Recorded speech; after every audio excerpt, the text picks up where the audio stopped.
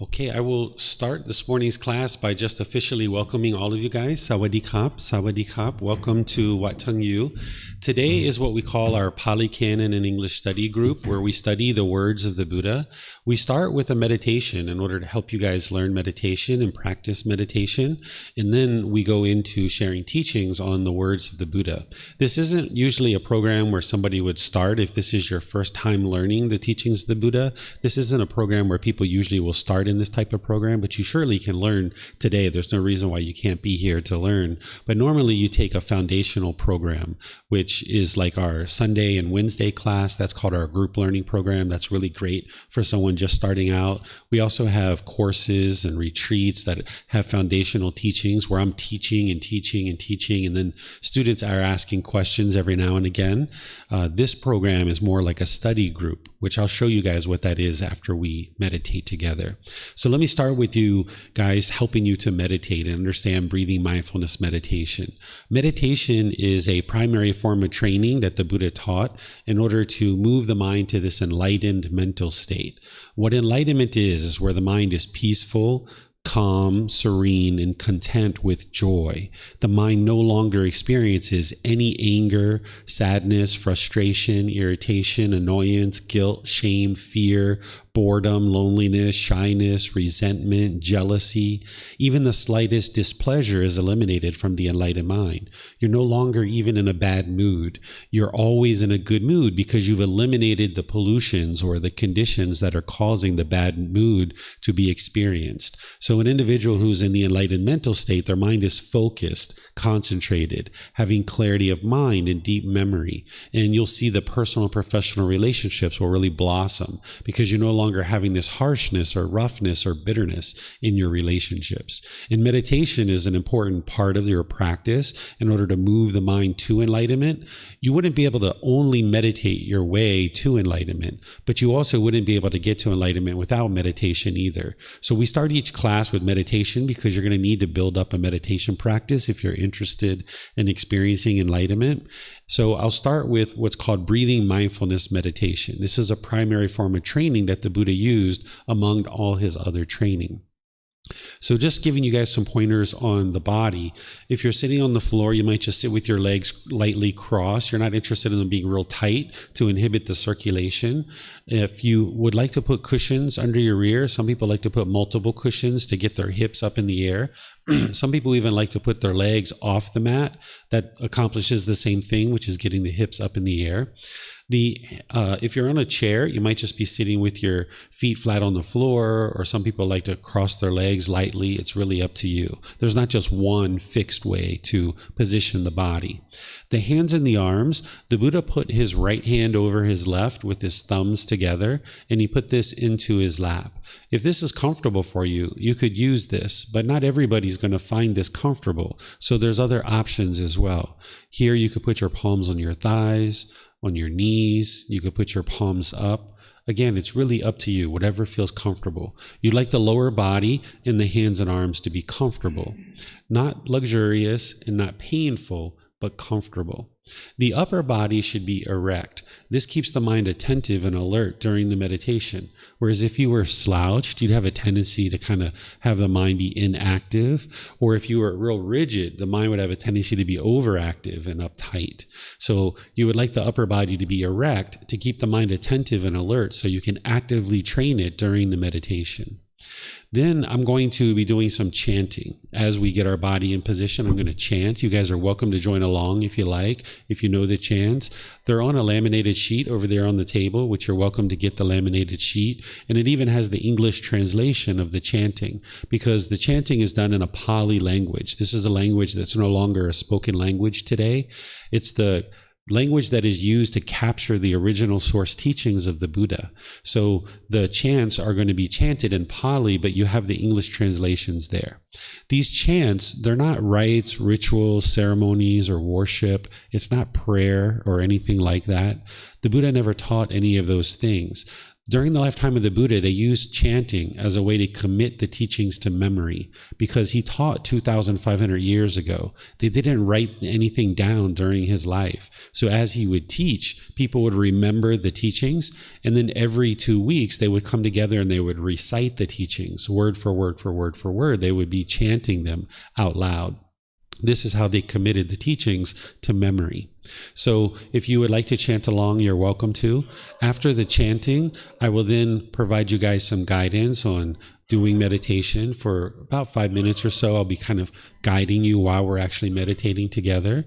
Then there'll be a period of quiet where we'll just be quiet and we'll be meditating together. And then we'll come out of the meditation with some more chanting. And then from there, I'll open up to any questions you guys have about meditation or anything you have questions about related to Buddhist teachings. We can have a nice little discussion. And then we can move into the Pali Canon and English study group. I'll show you guys how we do that. So if you guys need any more mats or if you need the chanting sheets, you're welcome to get those. Again, if you'd like to join along in the chants, you're welcome to. Or you might just decide to close the eyes and just start breathing in through the nose and out through the nose.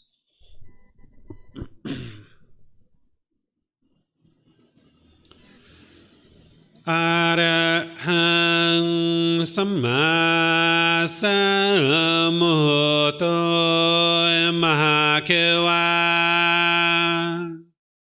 Wat Tung Mahakewanhang Apivateyami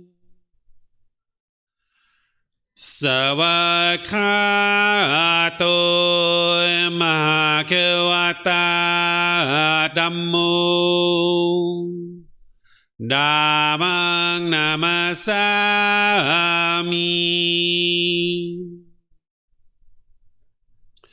Supatipano Mahakewato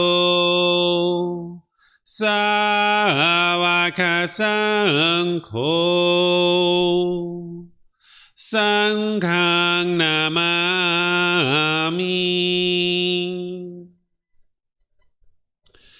Namo Tassa Bhagavato Arahato Samma Sambuddhassa Namo Tassa Bhagavato Arahato Samma Sambuddhassa Namo Tassa Bhagavato Arahato Samma Sambuddhassa Iti piso Mahakewa Arahang Samma Sambuddho Vicacaranang Sammuno Sakato Rokavitu Anutero Purisa Dhamma Sati Satatawa Manusanang Bhutto Bhagavati.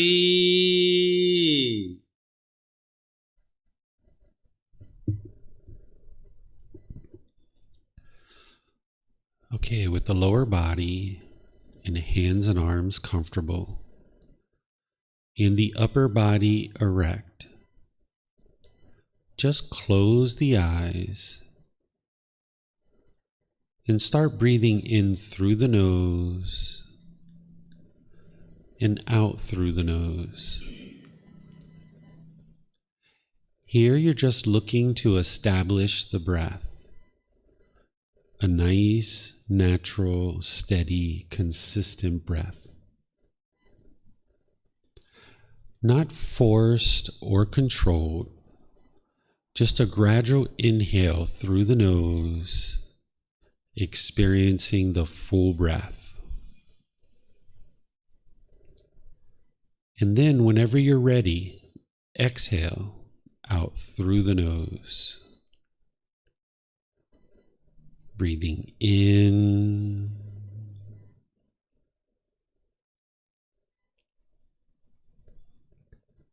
and out.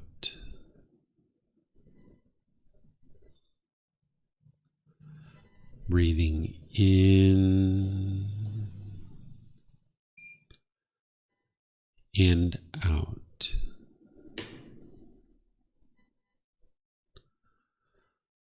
Your breath may not match up with the guidance that I'm providing, and that's okay. This is your practice. I'm just here for guidance. You can use my voice as a reminder that whenever you get to your next inhale, breathing gradually through the nose, developing a nice, natural breath. And then when you're ready, exhale out through the nose. Breathing in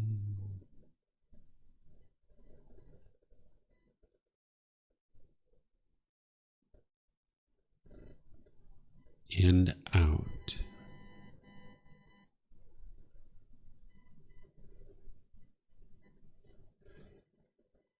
Breathing in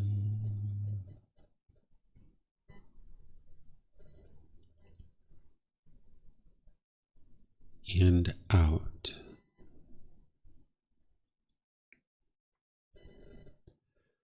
With the breath well established, start fixating the mind on the breath, either the sound of the breath coming into the nose or the sensation of air moving over the skin into the nose.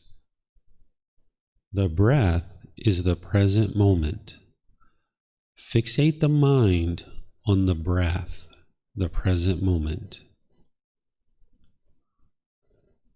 Breathing in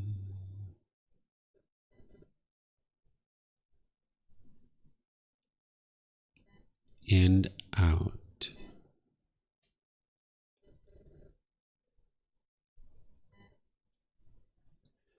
Breathing in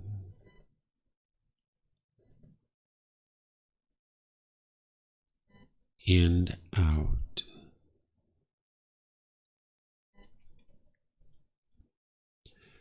With the mind fixated on the breath, whenever you notice that it has moved off the breath, cut that off, let it go, and come back to the breath, the present moment. No need to observe the thought, label it, judge it, analyze it, or even try to figure out where it's coming from. Just wherever you notice that the mind is moved off the breath, cut that off, let it go, and come back to the breath, the present moment. Breathing in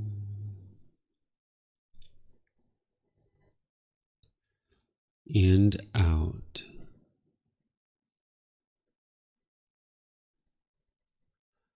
Breathing in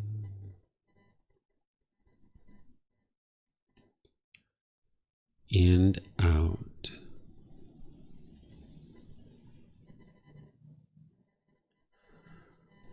I'm going to be quiet now and let you do this work of focusing on the breath, cutting off and letting go anytime the mind moves off the breath. You have nowhere to go. There's nothing to do. No one needs you right now. This is your time to focus on the breath. Breathing in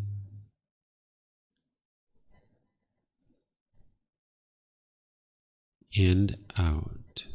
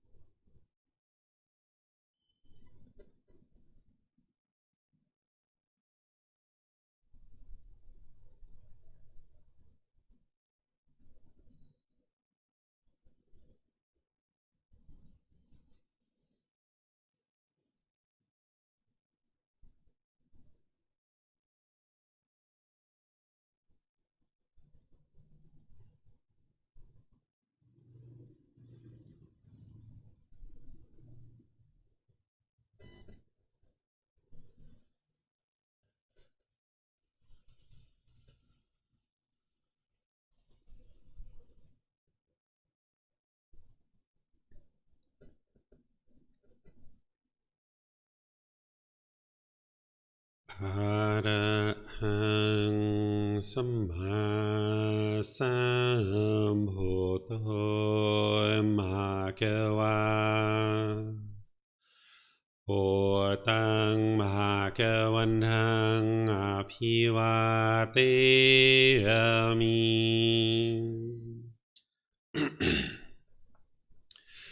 สวากขาโตมหาเกวตาธัมโมธัมมังนามัสสามิสุปฏิปันโนมหาเกวโตสาวกสังโฆสังฆังนามามิ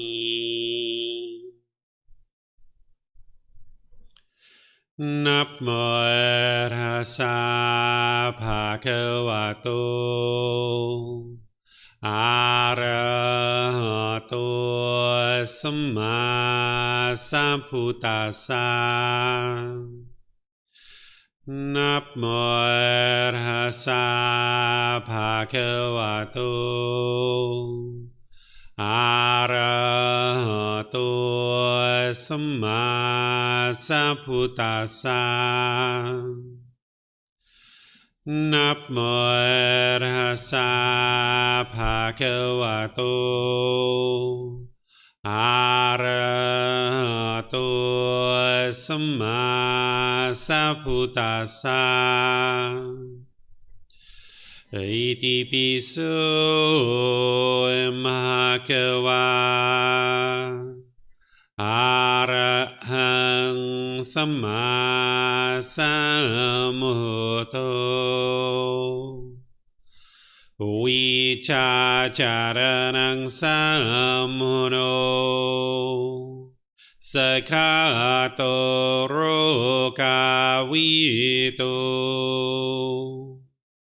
อนุเตโรปุริสาธัมมาสติสัตตาตาวามนุสนังพุทโธภควาติ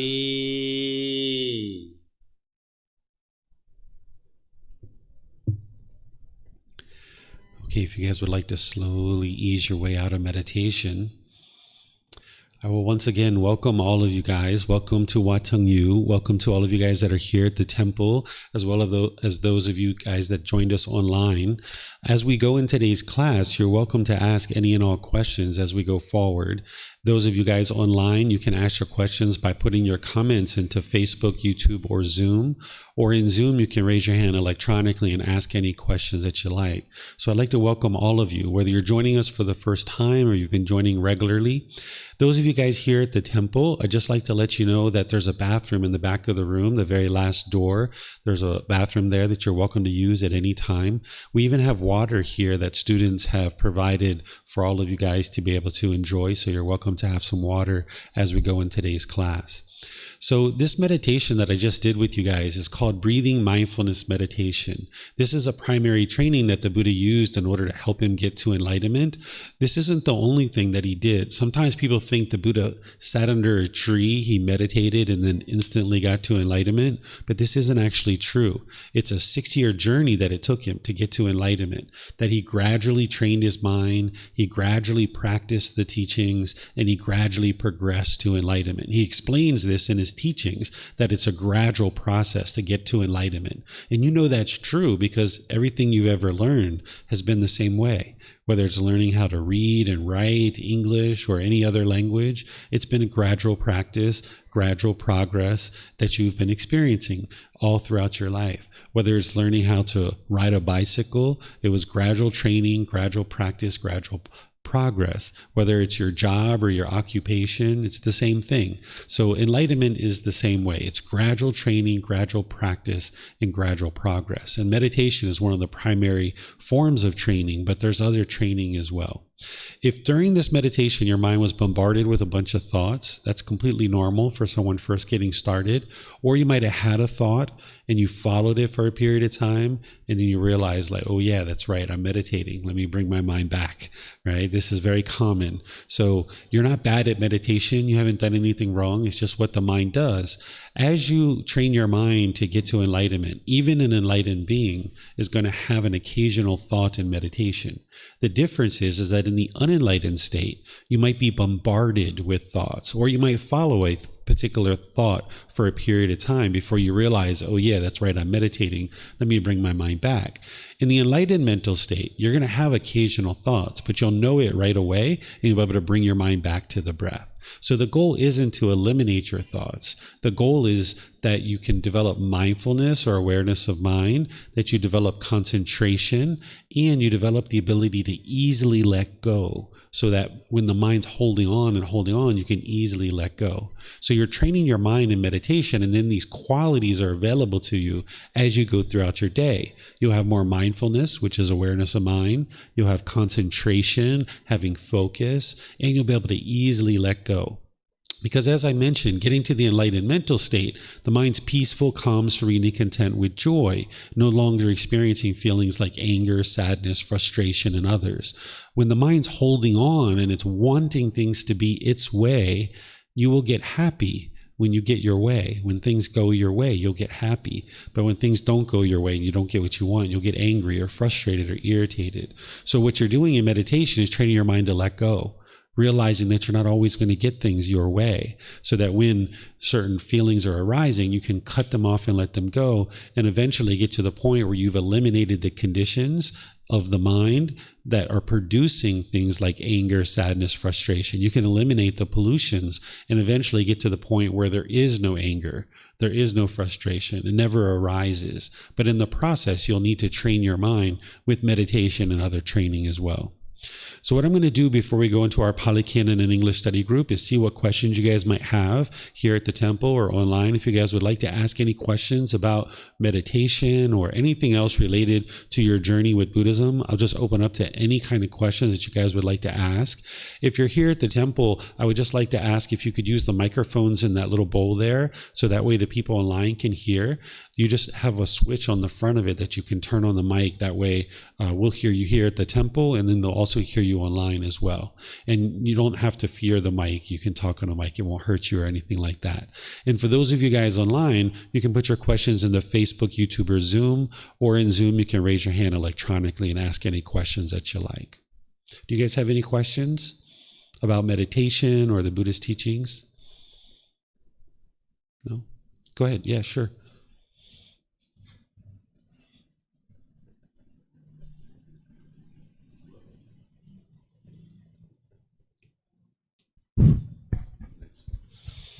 I have a pretty basic questions in terms of practice. In these simple mindfulness meditations, what are your thoughts on visualizations? For myself, for example, I would imagine seeing the air coming up my nose and out my nose. Mm-hmm. So when you're doing breathing mindfulness meditation, this primary form of training that the Buddha teaches, you're not interested in having visualizations. They can occur, and the mind can kind of be creative and be mentally active in this way. But what you're trying to do is calm the mental activity. The Buddha talks about this very clearly in his teachings, to calm the mental activity. So even though an enlightened being will occasionally have a thought during meditation, there's these long periods where the mind is just calm and still and quieted, where there's not even visualizations or anything like that. So wherever you see a visualization coming up in the mind during breathing mindfulness meditation, you'd like to cut that off and let it go and bring the mind back to the breath. Now, if you're doing loving kindness meditation, which is a different form of meditation with different goals, this meditation can actually be helpful to have visualizations where you're visualizing the individuals that you're cultivating loving kindness for in the mind. But there are two different goals in these meditations. In this particular meditation, if you have any visualizations or any kind of stimulation of the mind, you would like to calm that. Sometimes not only can you have the visualizations that you're having, but sometimes people can observe past lives during meditation. You can have certain memories that you thought were long gone in the past past can resurface while you're meditating, and you would like to just cut that off and bring the mind back to the breath. So when you mean coming back to the breath, it means feeling the sensations of the breath, right? It's to come back to the sound of the breath coming into the nose, or the sensation of the air moving over the nose. The breath is the present moment. So, oops, that was really strong. That breath, that's the present moment. So the unenlightened mind is going to tend to want to be in the past, or it's going to want to be in the future. And what you're trying to do is train it to come to the middle where it can be in the present moment, right now. So what you're doing is, as you're developing your practice at the very beginning of your practice of your session, you're focusing in on the breath and training the mind to fixate on either the sound of the breath or the sensation of air, so that then when you're on the breath and the mind has a thought about the past or the future, you cut that off and bring the mind back to the breath. As you do this more and more, the mind will just have a tendency to always be in the present moment, particularly in daily life. You'll have thoughts, of course, but it'll be in the present moment, where what we tend to do in the unenlightened state is, like when someone's talking to you, maybe in a conversation or a business meeting or something like this, the mind kind of wanders to the future or wanders to the past, and then you can't benefit from applying your wisdom to whatever you're doing in the present moment. Or if you're like washing dishes, your mind might be wandering here and there, and what you're trying to do is gain control and discipline over this mind, so that the mind isn't just like a wild animal running through the forest, that you actually have the ability to control it and have it be trained to be in the present moment. So by fixating on the sound or the sensation of air, that's the right now, that's the present moment. So by bringing the mind back to that, then more and more, as you kind of create this groove where the mind's used to being in the present moment, it'll just always stay there. But it takes training to be able to get it to do that, because naturally it doesn't want to be in the present moment. Thank you. You're welcome. Yeah, if you could turn that off. Let me just check to see if we have any questions online.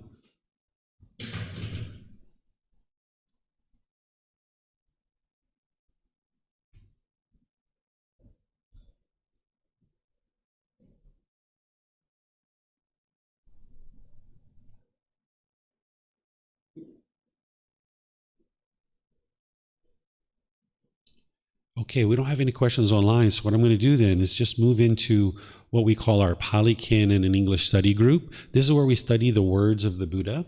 And what I'm going to do is I'm going to display the words of the Buddha from this very first book that we're now moving into.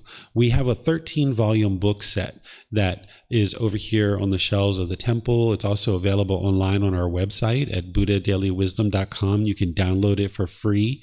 You can take it and go print it if you like. We don't copyright the words of the Buddha. They belong to all of us, but yet they belong to none of us. So you can take it and go print it if you like, or you can order printed copies on Amazon, or you can get them here at the temple.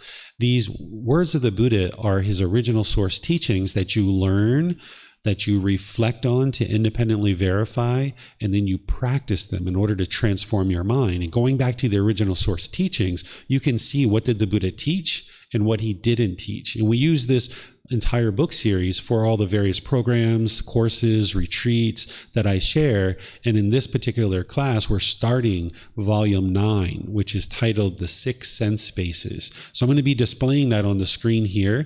And then also you guys online, you'll be able to see this as well.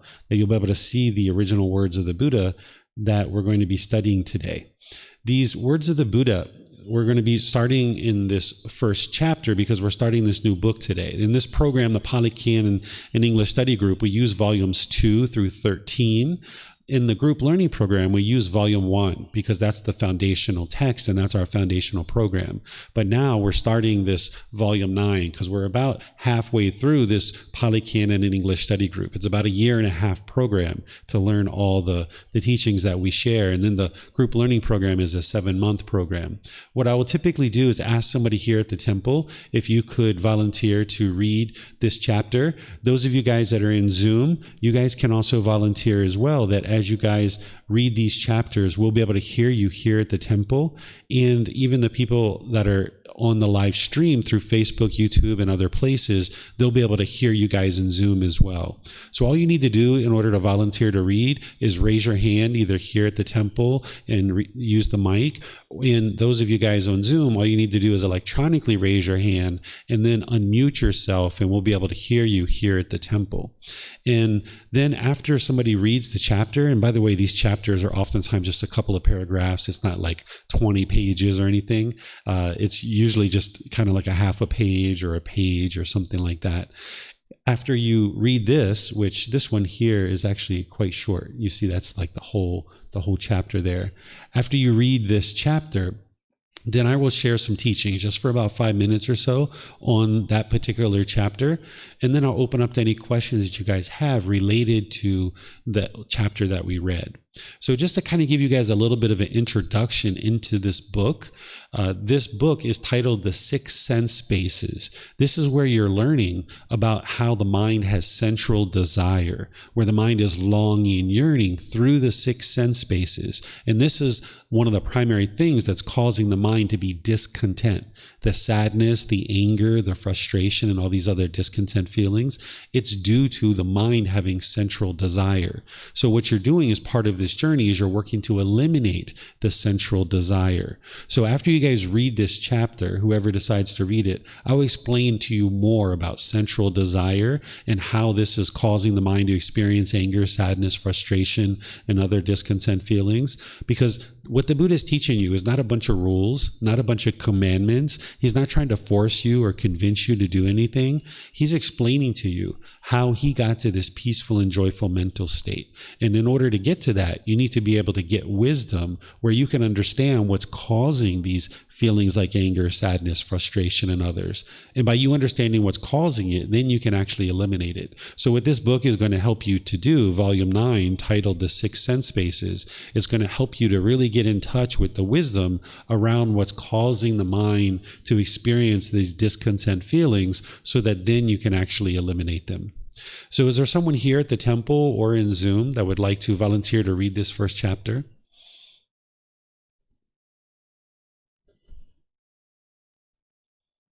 So enlightened beings aren't shy. Oh, there we go. We got Frank. Frank's volunteering. All right, Mr. Frank, I will click a button here. I think you can unmute yourself. Can you? There you go. Can you Thank speak? you, Teacher David. All right, perfect. We can hear you here. Monks, there are these six sense spaces. What six? The eye, the ear, the nose, the tongue, the body, the mind.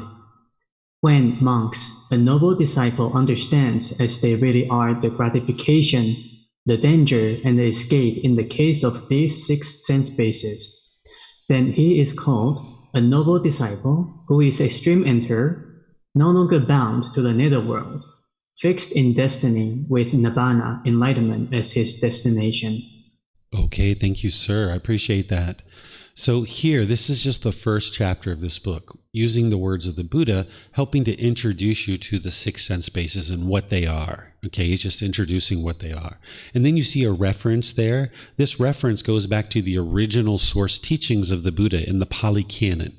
The original source teachings are in 45 books that are about this thick. That's about, 5 inches, maybe 10 centimeters thick. There's 45 volumes of his teachings because he taught for 45 years. So here, this is just one little snippet of that teaching. And it's here in this book in a consolidated version. I've consolidated this, and there's a team of people who've consolidated his teachings. And now here, this is introducing you to the six sense spaces. What the six sense spaces are things like the eyes, the ears, the nose, the tongue, the body itself, which are the 5 that we typically study, and then there's the mind, which is the sixth sense space in the teachings of the Buddha. And what he's ultimately going to end up teaching you is that these six sense spaces, the mind itself is longing and yearning through these six sense spaces with craving, desire, attachment, this mental longing, this strong eagerness, certain things that it wants. So the eyes, the mind through the eyes wants to see agreeable things. So if you see a child walking down the street holding the hand of a mother, you're like, that's so beautiful. That's so lovely, right? You might get this pleasant feelings of happiness, excitement, elation, or thrill. Or if you see a brand new car that somebody's given you, or if somebody gave you maybe $1 million, this is something you're seeing with your eyes. Or somebody gives you a present, a big thing of chocolate maybe. Maybe your eyes see this agreeable thing, and based on the craving in the mind, based on the longing, yearning in the mind, when you see this agreeable thing, you get a conditioned, pleasant feeling. Another example might be you look outside in the morning and you see it's sunny outside. This might be agreeable to you, that it's sunny, and you see this with your eyes. And because of your craving, your longing, your yearning to go outside and play, when you see this agreeable thing, which is the sun, you get conditioned pleasant feelings. But those feelings, they arise, they change, and they fade away. They're impermanent because they're based on some condition. That if you allow the mind to experience conditioned pleasant feelings, that condition is impermanent. The sun is impermanent. So now when you go take a shower, because you're going to go outside and play, go hiking maybe, and you come outside and you see that it's raining, now you see something through your eyes that is disagreeable to you. The mind has a certain craving in the mind. You're craving to go outside and play. So when you saw that sun, you got these conditioned pleasant feelings, but they weren't permanent because the sun is not permanent. So now when you see it's raining, now you'll be sad or frustrated perhaps. Right? And now the mind moves to this painful feeling of sadness, anger, frustration in others. And this same thing is occurring not only through the eyes, but through the ears, nose, tongue, the body, and the mind itself. So if you smell agreeable odors, things that are agreeable to you, you'll get pleasant feelings. But then when you smell things that are disagreeable to you based on your cravings, you will get painful feelings. Same thing with the ear. If you hear certain music, say you're driving in your car and you stop at a red light and you hear music, it's like, wow, that's my jam. Yeah, maybe somebody pulls up next to you. It's like, yeah, that's my song. That's my jam. Yeah, let's have some fun. Let's dance in our car, right? Well, now the light turns green. You go to the next light, and now you get stopped at that light, and somebody else pulls up to you. And now this music is disagreeable to you. You don't like this music. You get angry. You get frustrated. You get irritated and annoyed, because this music is disagreeable. You have a craving in your mind to hear permanently agreeable things. And then when you hear something that's disagreeable, because you can't hear things that are permanently agreeable, when you hear something that's disagreeable, you get frustrated or annoyed. And the same thing, like I mentioned, is happening through the eyes, the ears, the nose, the tongue. There's certain flavors that are agreeable to you and certain flavors that are disagreeable based on your cravings, based on the longing, yearning, based on this central desire in the mind. There are certain physical objects that touch your body, certain fabrics. Or if you're walking down the street and you have all this space to walk, that's maybe agreeable to you and you feel really comfortable and you feel happy. But then somebody walks by and bumps into you and hits your shoulder, and now maybe you're angry or frustrated because of that physical contact with that physical object, right? And then there's the mind itself. This is the sixth sense base. This is where the mind isn't in the present moment. Maybe you're thinking about something that happened in the past, something very traumatic that has maybe occurred in your past.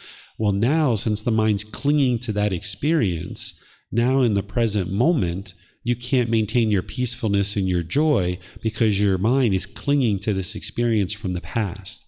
Or maybe your mind is longing and yearning about something in the future. If you've ever had a vacation planned where maybe you're planning to come to Thailand in 3 months' time, maybe you're at home, you're at work, you're thinking about your trip to Thailand in 3 months, and you get so excited about this trip to Thailand, right? You get so excited about it. This is the mind longing, yearning for something in the future. Or maybe you're fearful about going to Thailand. Maybe you've heard something from somebody and some fear comes into your mind because you're thinking about something in the future and you're worried about this thing happening. And now you have fear or anxiety that comes into the mind. And this is the mind just craving and clinging through these 6 sense bases, either the eyes, the ears, the nose, the tongue, the body, or the mind itself. So the Buddha is saying here, he's introducing you to these 6 sense bases, and then he's saying that a noble disciple is someone who has studied his teachings very deeply. He referred to them as noble disciples because during his lifetime, there was nobility or affluent people that were born into an upper caste system. And then there were like lower caste people who were born into a family that doesn't have as much resources. And people felt like wherever you were born, your life was either destined for terrible things or your life was destined for really great and wonderful things. And people that were born into a lower caste family felt like they couldn't really produce any beneficial things in their life. And the Buddha was explaining to them, no, it's not about where you're born.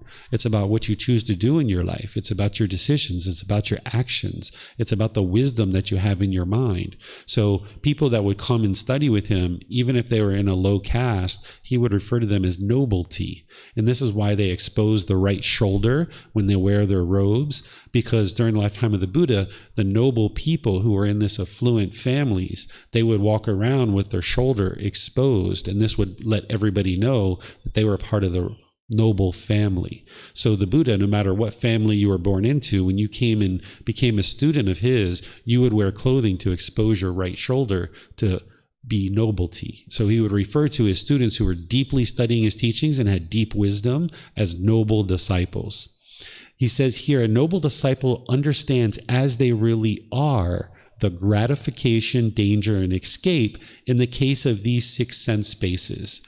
What this is the gratification is understanding sensual desire. What I was just explaining to you, that the mind is longing and yearning through these sense bases. Your mind is wanting permanently agreeable contact through these 6 sense bases. Your mind's wanting to always see things that are pleasurable and hear things that are pleasurable, smell things, taste things, have things come into contact with the body, and then the mind itself having certain thoughts that are always pleasurable. The mind wants things to always be pleasurable. This is the gratification.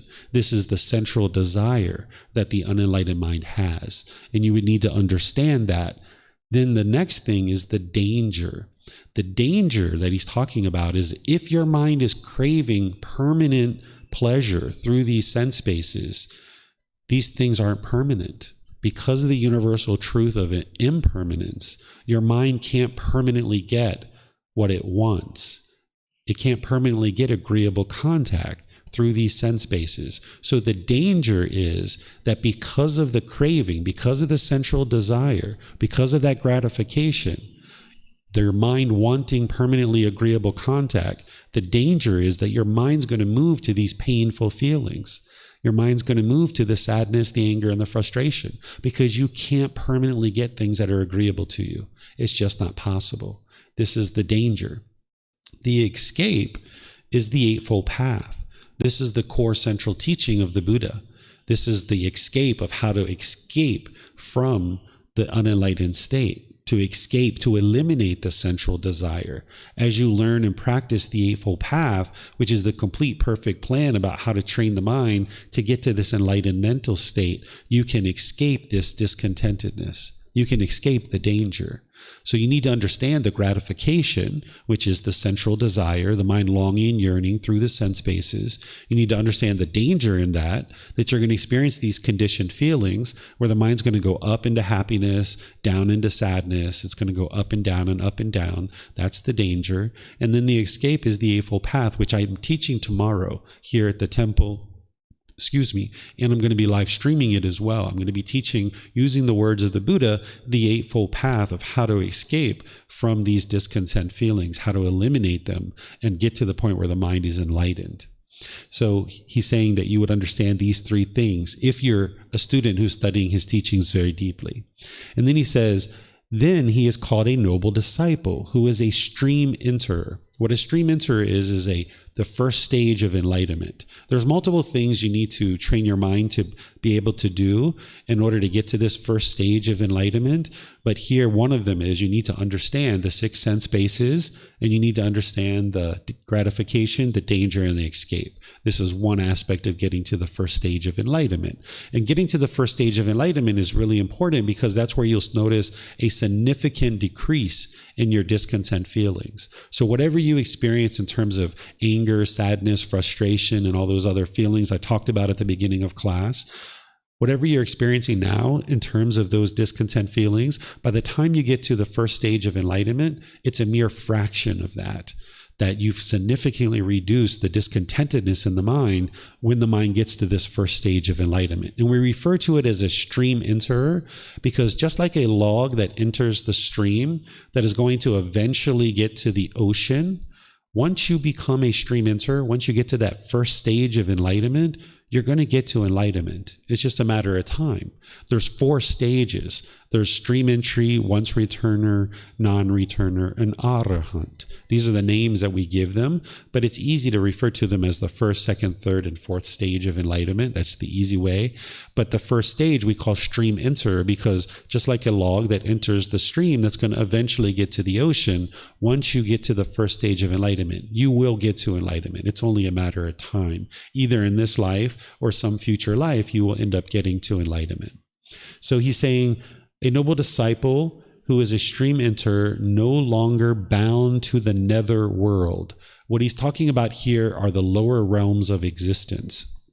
The goal of the teachings of the Buddha is to get to enlightenment. And once you get to enlightenment, you'll experience the peace and joy in your mind for the rest of this life, and then you'll never be reborn ever again. That's the whole goal of the path to enlightenment. But if you fall short of the enlightenment, you can be reborn into one of the realms of hell, animal, afflicted spirits, human realm, and heavenly realm. The Buddha never used the lower realms of existence as a way to guilt, shame, or fear you into learning and practicing his teachings, and he never used rebirth in the heavenly realm as a way to incentivize you to practice his teachings. Instead, he's just explaining to you the natural laws of existence of what truly is happening. Being in the lower realms of hell, animal, and afflicted spirits, this is very challenging and very difficult for an individual, a being that's born in these realms of existence. And we've all been there at one time or another. We've been in these lower realms, and now we've escaped that and we've gotten to the human realm. And we have an opportunity here in the human realm to be able to get to enlightenment. Just like heavenly beings, they have the ability to get to enlightenment.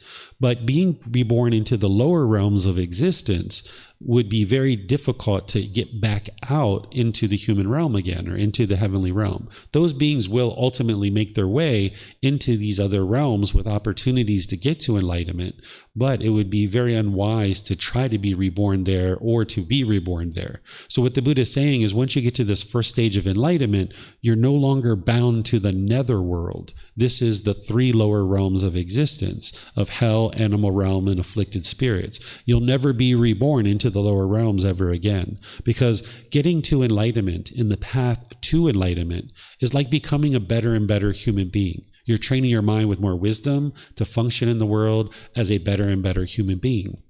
And by the time you get to the first stage of enlightenment, if you die in that stage, you will come back into the human realm again. You won't be reborn into the lower realms ever again. So that's what he's saying is no longer bound to the netherworld. You've escaped the 3 lower realms of existence.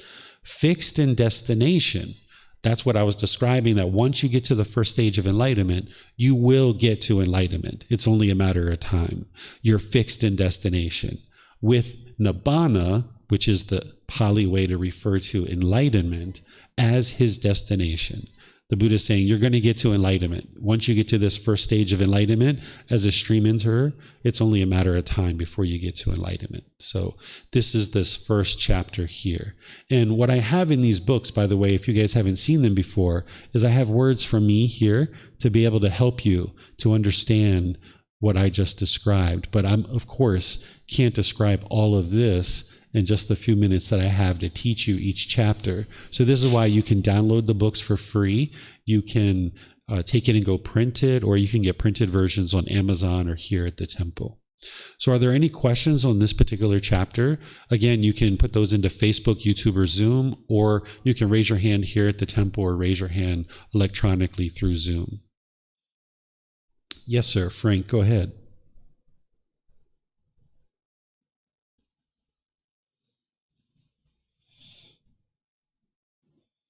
Thank you, Teacher David. What exactly is the mind sense space? Is it, for example, what you can see, hear, smell, taste, or feel with your eyes closed? So whatever that goes on in the head? The mind itself, the example that I gave you there is like, say you're at work or anywhere really, and say you're thinking about the past.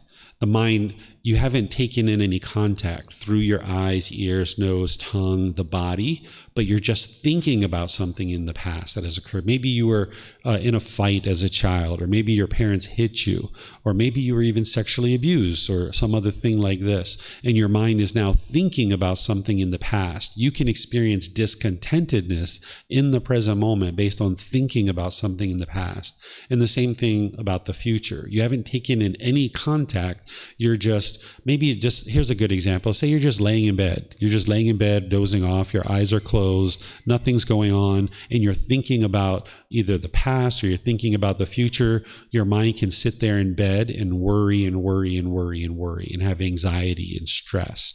This is how the mind experiences discontentedness, through the mind sense space, that you haven't taken in any contact through the sense spaces in that moment, but instead the mind is just longing, yearning through itself, essentially. The consciousness is thinking about things in the past or the future, and this is how it experiences discontentedness in the present moment related to that sense base. Effectively, then the mind sense space is sort of the thoughts going on in one's head? Yes, exactly. We call it the mental objects. So the eyes come in contact with forms. The ears come in contact with sounds. The nose comes in contact with odors. The tongue comes in contact with flavors. The body comes in contact with physical objects. The mind has what we call mental objects.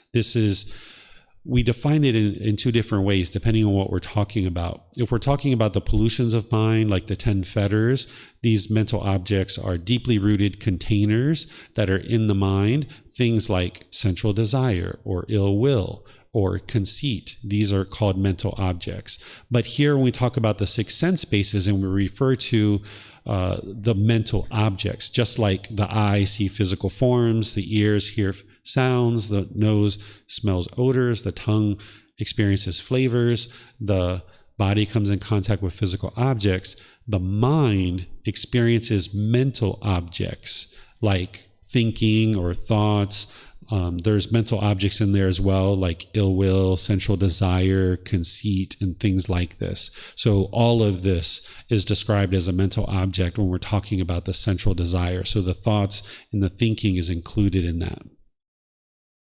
It's clear. Thank you, teacher. Yes, you're welcome. Pleased to help you.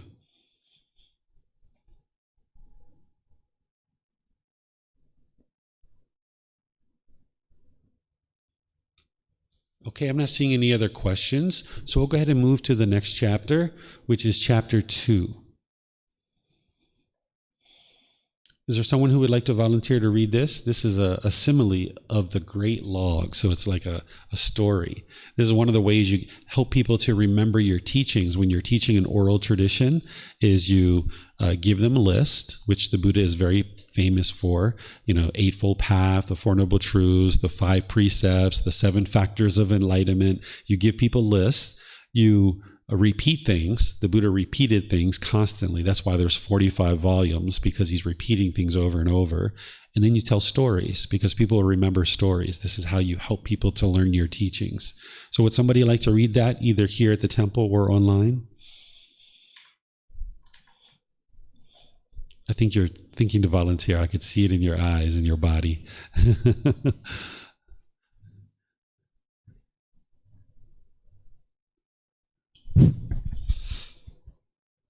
The smile of the great log. Do you see, monks, that the great log being carried along the current of the river Ganges? Yes, venerable sir. If, monks, that log does not veer towards the near shore, does not veer towards the far shore, does not sink in midstream, does not get cast up on high ground, does not get caught by human beings, does not get caught by non-human beings, does not get caught in a whirlpool, and does not become inwardly rotten, it will slant, slope, and incline towards the ocean. For what reason? Because the current of the river Ganges slants, slopes, and inclines towards the ocean. So too, monks, if you do not veer towards the near shore, do not veer towards the far shore, do not sink in midstream, do not get cast up on high ground, do not get caught by human beings, do not get caught by non-human beings, do not get caught in a whirlpool, do not become inwardly rotten, you will slant, slope, and incline towards Nibbana, enlightenment. For what reason? Because right view slants, slopes, and inclines towards Nibbana, enlightenment. When this was said, a certain monk asked the perfectly enlightened one, "What, venerable sir, is the near shore? What is the far shore? What is sinking in midstream? What is getting cast up on high ground? What is getting caught by human beings? What is getting caught by non-human beings? What is getting caught in a whirlpool? What is inward rottenness?" The near shore, monk, this is a designation for the 6 internal sense bases. The far shore is the designation for the 6 external sense bases. Sinking in midstream is a designation for excitement and desire. Getting cast up on high ground, this is a designation for the conceit, I am. And what, monk, is getting caught by human beings? Here, someone lives in association with household practitioners. He rejoices with them and sorrows with them. He is happy when they are happy and sad when they are sad. And he involves himself in their affairs and duties. This is called getting caught by human beings. And what, monk, is getting caught by non-human beings? Here, someone lives the holy life with the aspiration to be reborn into a certain order of heavenly beings, thinking, by this virtue or vow or austerity or holy life, I become a heavenly being or one among the heavenly beings. This is called getting caught by non-human beings. Getting caught in a whirlpool, this, monk, is a designation for the 5 chords of sensual pleasure. And what, monk, is inward rottenness? Here, someone is immoral, one of unwholesome character, of impure and suspect behavior, secretive in his acts, no ascetic, though claiming to be one, not a celibate, though claiming to be one, inwardly rotten, corrupt, wicked. This is called inward rottenness. All right, thank you, sir. I appreciate that. So this is a wonderful simile that the Buddha is sharing. All of his teachings are really wonderful. Here, he's describing this great log. And as I mentioned to you about the stream enter, that first stage of enlightenment, he describes it that way because he talks about this log entering the stream. And that once you enter the stream, it's only a matter of time before you get to enlightenment. But here, he's using that same analogy of the log to explain to you how you can hinder your enlightenment, how you can potentially not get to enlightenment in this life. So even though you might get to the first stage of enlightenment in this life, it doesn't mean you're going to get to enlightenment in this life. And these are the hindrances, certain things that can hinder you or obstruct you. He teaches another teaching called the 5 hindrances, which goes into detail of what those 5 hindrances are. But here he's talking about certain obstructions in a bit of a story format. So he's saying a monk that is this log that does not veer towards the near shore, does not veer towards the far shore, does not sink midstream, does not get cast up on high ground, does not get caught by human beings, does not get caught by non-human beings, does not get caught in a whirlpool, does not become inwardly rotten. If you don't do those things, you will slant, slope, and incline towards the ocean. Right? The ocean is enlightenment, right?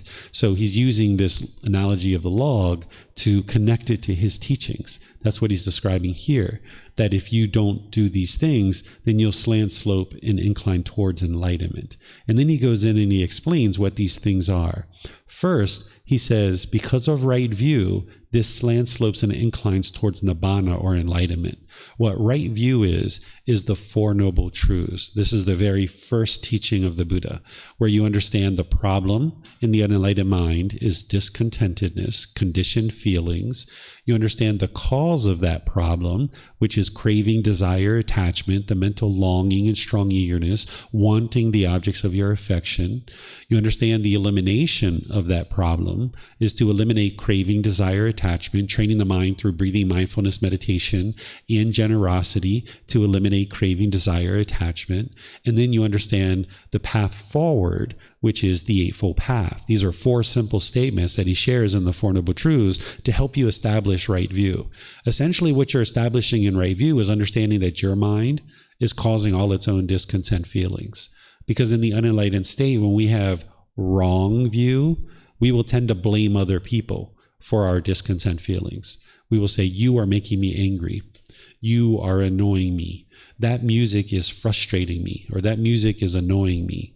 This is all wrong view because you're blaming something external on what's causing your inner feelings. Your inner feelings are being produced by your cravings, desires, attachment. So when you establish right view, the right view is that your mind's causing its own discontent feelings through the craving, desire, attachment. This is where you can have a real breakthrough. If you understand right view, you establish right view through the 4 Noble Truths. If you understand what the problem is, which is your own craving, desire, attachment, then you can actually solve it. But as long as you have wrong view, you will go around the world blaming other people or other external things, external factors for your discontent feelings, and you'll never solve your anger. You'll always be irritated at some point. You'll always be frustrated because you don't know what the problem is. So therefore, you can't implement the solution. But when you establish right view, you'll know what the problem is. You'll know what the cause of that problem is. You'll know the elimination, and you'll know the path forward, which is described in the 4 Noble Truths. I just taught this last week on Sunday, and I teach it at other times during courses and retreats, and I have it recorded. It's in the book. I've got lots of resources to help you learn the 4 Noble Truths. So an individual, to get to enlightenment, you would need to establish right view. You have to start with right view. That's the very beginning of the path to enlightenment. So that's why he says, because of right view, it slants, slopes, and inclines towards enlightenment. Because once you understand what the cause of the problem is, then you can actually solve it. But until you have that breakthrough, you wouldn't be able to actually eliminate your discontent feelings because you don't know what's causing them. Okay, so then he goes on and he describes the near shore, the far shore, sinking midstream, getting cast up on high ground. Right? And he's explaining what all these things are. And here, just going through this, he's saying getting caught up by human beings is, actually, hold on, let me back up here. The near shore, he's saying, is the designation for the 6 internal sense bases. What the 6 internal sense bases are, these are the actual things that we talked about: the eyes, the ears, the nose, the tongue, the body, and the mind itself. We call these the 6 internal sense bases. Sure, yeah, feel free. Yeah, you can come and go as you like. Yeah, you're not being disrespectful to leave, right? So please come and go as you like. She was mouthing to me that she had to go. Yeah, do whatever you need to do. Yep, Yep. So the internal sense bases are the eyes, ears, nose, the tongue, the body, and the mind itself. The external sense bases are the forms, the sounds, the odors, the flavors, the physical objects, and the mental objects. This is what this internal sense bases are coming into contact with. That's what the external sense bases are. When we refer to the 6 sense bases in general, we're referring to the eyes, ears, nose, tongue, the body, and the mind. But there's a more deeper classification of them that the Buddha is describing here. He is not going into detail here, but he describes it in other discourses where he talks about the internal sense bases being eyes, ears, nose, tongue, body, and mind, and the external sense bases being forms, sounds, odors, flavors, physical objects, and mental objects. Then he says, sinking midstream is the designation for excitement and desire. Excitement is a conditioned feeling. We usually think in the unenlightened state that that's what life's all about, going around getting excited. But if you allow your mind to have the conditioned feeling of excitement based on some condition, then it's only a matter of time before your mind's sad or angry or frustrated, because that condition is not permanent. So if you get excited because it's sunny outside, that means you're going to get sad when it's raining, because the sun is not permanent. If you get excited when your bank account has $5,000 in it, that means when it has $2,000, you'll get frustrated and sad. If you get excited when your mom calls you on the phone, that means you'll get sad when she doesn't call you, right? This is what the mind does. So the Buddha teaches you to not have conditioned excitement, but to get to this unconditioned joy where your mind can just be joyful all the time. The enlightened mind is beyond conditional feelings. The happiness, excitement, elation, thrill, euphoria, living up there in those conditioned pleasant feelings, it's only a matter of time before you drop into the painful feelings. But if you can eliminate these conditional feelings, where if mom calls me, if my bank account is this, if it's sunny outside, all these conditions are met, then you'll be happy, you'll be excited. If you can eliminate those, then you can be joyful all the time. Because when you have certain conditions, that if my bank account is this, if mom calls me, if it's sunny outside, if my boss does this, if my sister or brother does this, when you have all these conditions, those conditions can't be met permanently. So when you set out those expectations, it's only a matter of time before your mind moves from the pleasant feelings to the painful feelings. So you kind of set yourself up to fail in the unenlightened state as long as you allow your mind to have craving, desire, attachment, or expectations or wants. You're laying out conditions. You're like, I'm only going to be happy if these things occur. Right? So by the time you get to enlightenment, you've eliminated all of those conditional experiences. You've eliminated the cravings, desires, attachments. Your mind can be peaceful and joyful all the time. If your bank account's 5,000 or 2,000, you're joyful. If it's sunny outside or it's raining, you're joyful. If your mom calls you or doesn't call you, you can still maintain your joy. But in the unenlightened state, you can't do that because of this excitement and desire.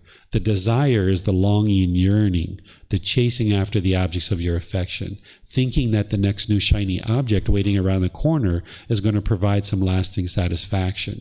If your craving, desire, attachment gets fulfilled, then you'll get excited.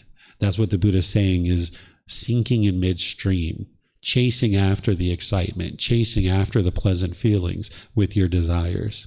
Getting cast up on high ground, this is the designation for the conceit I am. This is part of the ego. This is the arrogance. This is the boastfulness. If you put yourself above people or you put yourself below people, the mind can't be peaceful. It can't be joyful. You can't have harmonious relationships, because if you're judging people and you're considering yourself above them and you're looking down on people, then when you talk to people in arrogant and boastful ways, you'll be rejected in society. You need to be humble and see yourself as equal to everybody. Because also, just as dangerous as putting yourself above people is putting yourself below people. If you've ever met a famous celebrity or the president or prime minister of your country, or maybe even just a boss, you might have a boss that you look up to so highly. When you're around that person, you can't be calm. Your mind is all shaken up. Right? So by putting yourself above people, that means in certain situations, you're going to put yourself below people. And now the mind can't be calm and peaceful all the time. So the Buddha is saying getting cast up on high ground is this conceit, this arrogance, thinking that you're so great and you're so wonderful above everybody else. This is going to hinder you from getting to enlightenment where the mind can be peaceful and joyful all the time. Now he's talking about getting caught up by human beings. What he's talking about here is allowing your mind to have the same feelings as other people. So if somebody's ever called you and they've been sad and you started to feel sad because they were sad, this is getting caught up with human beings. Or if somebody gets so excited and then you get excited with them, this is getting caught up with human beings. He's saying someone lives in association with household practitioners. He rejoices with them, meaning you get so excited when they get so excited, and sorrows with them. That means your feelings are based on what happens with other people. So if your mom's happy, you'll be happy. If your mom's sad, you'll be sad. Right? This is conditional experiences. This is craving, desire, attachment. As long as the mind is unenlightened, an individual can't be happy all the time. But when you get to enlightenment, you can be happy all the time. So if you know that your mom and your dad or your brothers and your sisters, they're unenlightened, they're going to sometimes be happy and they're going to sometimes be sad. This is normal for the unenlightened mind.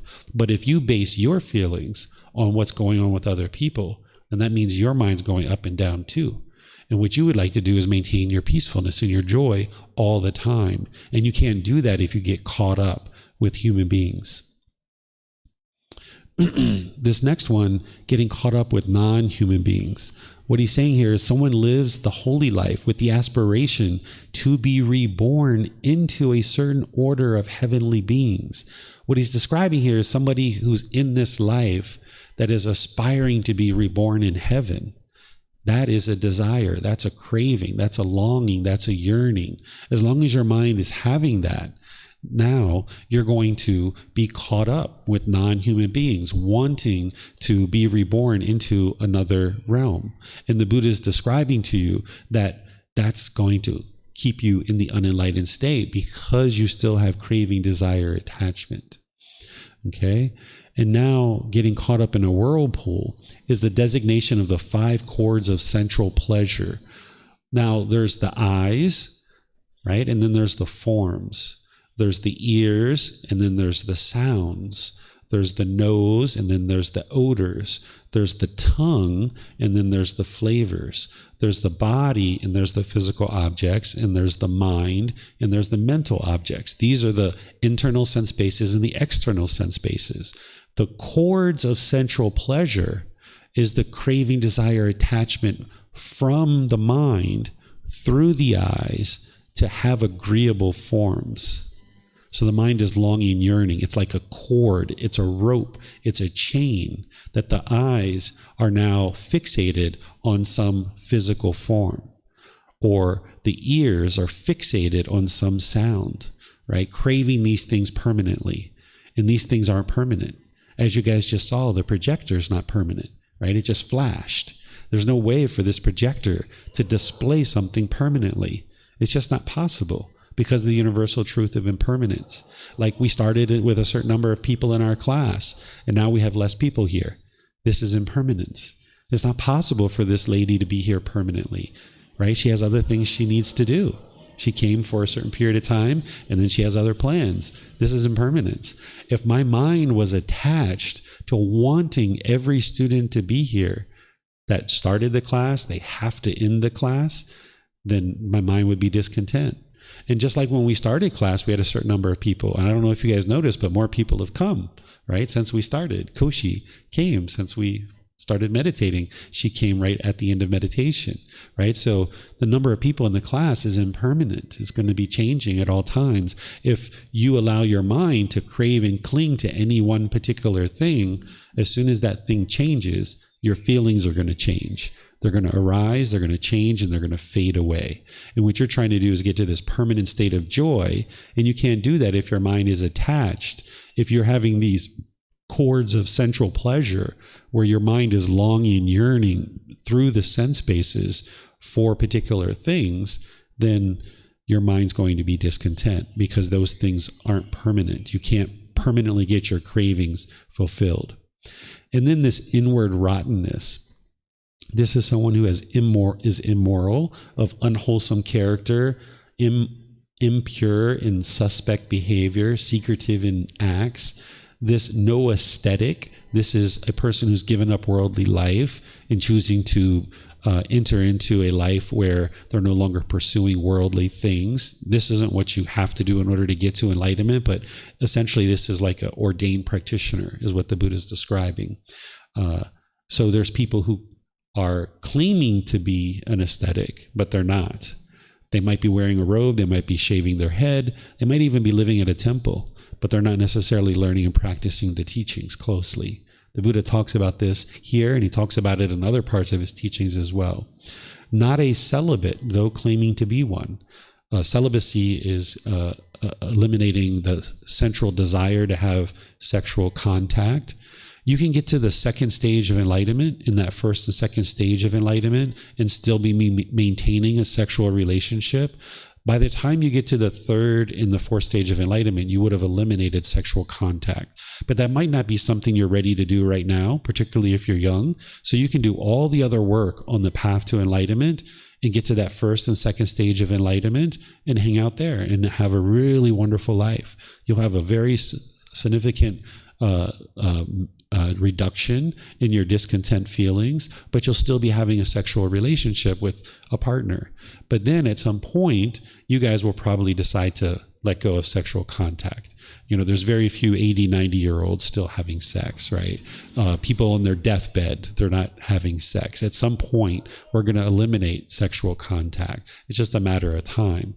But some people choose to eliminate it much earlier if they're interested in getting to this peaceful and joyful mind. When you choose to eliminate sex, or even if you never choose to eliminate sex, that's your decision. Nobody's ever going to try to force you or convince you to do that. But as long as you have the craving for sex in your mind, sometimes you're going to get it and you're going to feel pleasant feelings.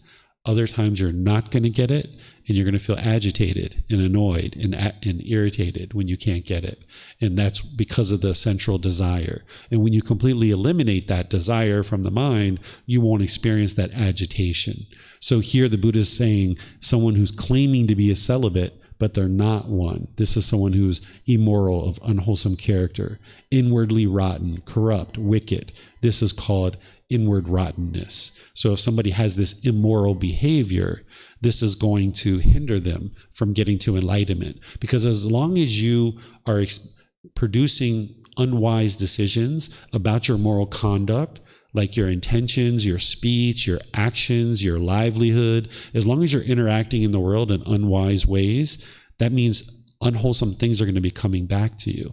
So if you're doing corrupt things, if you are being aggressive, hostile, bitter, harsh in your speech, your actions, your livelihood, you're putting out harm into the world, and this harm is going to come back to you. So if you're polite, kind, friendly, and respectful to people, people will tend to be polite, kind, friendly, and respectful to you.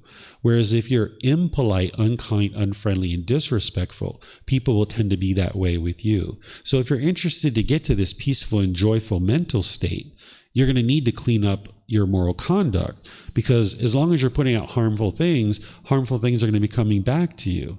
So if you're interested in getting to a peaceful and joyful mind and a peaceful and joyful life, you're going to need to clean up what you're doing so you're not bombarded with all this harshness and hostility coming back from other people. So the Buddha teaches in his core central teaching of the Eightfold Path, this natural law of karma, of cause and effect, or action and result, to be able to understand the causes and conditions that lead to unwholesome results. That when we make wise decisions around our moral conduct, then we make those wise decisions, wholesome things will come back to us. So here he's describing that if you haven't cleaned up your morality or your moral conduct, then you're going to get hung up. You're going to be obstructed to getting to this enlightened mental state, because how could you ever get to a peaceful, joyful mind and a peaceful and joyful life if you're putting out harm to others and harm just keeps coming back to you? People keep being bitter and harsh and hostile to you. You could meditate for 23 hours a day.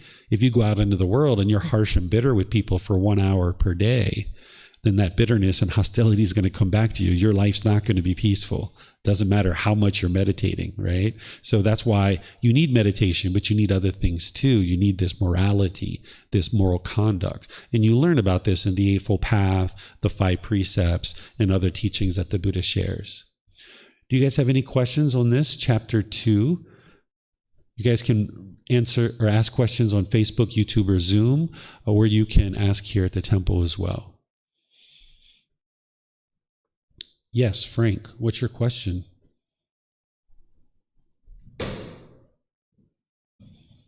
Thank you, teacher. Just a quick question on the teaching about getting taught by human beings. It sounds like that the teaching is about not getting dragged along by the sort of emotions of the other human beings. What about compassion, which is genuine concern for the misfortune of others, and sympathetic joy? It doesn't sound like those are being taught by human beings, but is that correct?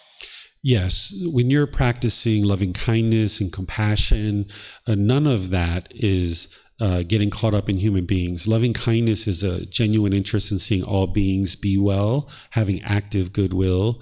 The compassion is the concern for the misfortune of others. So you can maintain your concern without being sad or without being angry or frustrated or these other discontent feelings. There's a word empathy that some people use, and this is a quality of mind that is helpful to produce in order to get to enlightenment. But you need to be careful about how you define empathy, because some people define empathy as understanding a person's feelings and emotions, and that's the empathy that you would like to cultivate. And by the time you get to enlightenment, you'll deeply understand people's feelings and emotions, because you'll understand what's actually causing your own feelings and emotions, and you'll have understood those causes and conditions very clearly. So you'll understand other people's feelings. So that's the empathy you would like to cultivate, is understanding people's feelings. But there's an empathy that some people describe and define, even in some dictionaries. It says to understand people's feelings and to share in those feelings. You're not interested in sharing in somebody's feelings. That's the mind being attached. This is essentially like somebody's sad or angry or frustrated. They're caught in the quicksand, and now you try to get into the quicksand in order to help them get out of the quicksand. So if somebody's sad and angry and frustrated, and you get sad, angry, and frustrated along with them, meaning you're sharing in their feelings, you're not going to be able to be of any help or any service to anybody. So if you've encountered somebody who's in quicksand, you would like to stand on solid ground, reach out a hand and say, grab my hand and start kicking. And then you pull and they get out of the quicksand. Whereas if you get in the quicksand with them, there's no way that you're going to help them to get out of the quicksand. So it's the same thing with what the Buddha is describing here, is that if you get into the quicksand with people, you're not going to be able to help them get out. So if you share in these feelings where your mind's becoming so excited and happy and rejoicing just because everyone else is so excited and happy, if you're sad or angry or frustrated just because everybody else is sad and frustrated, that's getting caught up with human beings. That's like getting into the quicksand. And the Buddha is teaching you to stand on solid ground, reach out a hand if you like. That's the compassion, the concern for the misfortune of others. And then you can be of better service to others if you choose to help people, and if people choose to be interested in that help.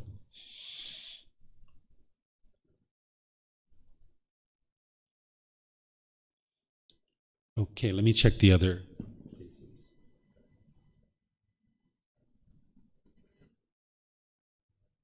Okay, I'm not seeing any other questions, so let's move to Chapter 3. Is there someone who would like to read this? 5 chords of sensual pleasure. So now you're going to learn about these. Mm-hmm. Yes, you guys don't have to let me know if you're leaving. You guys are welcome to come and go as you please. All right. If there's somebody here, I also saw Frank volunteered on the last one too. Frank, if you'd like to read more, you're welcome to read more. Okay, go ahead, Frank.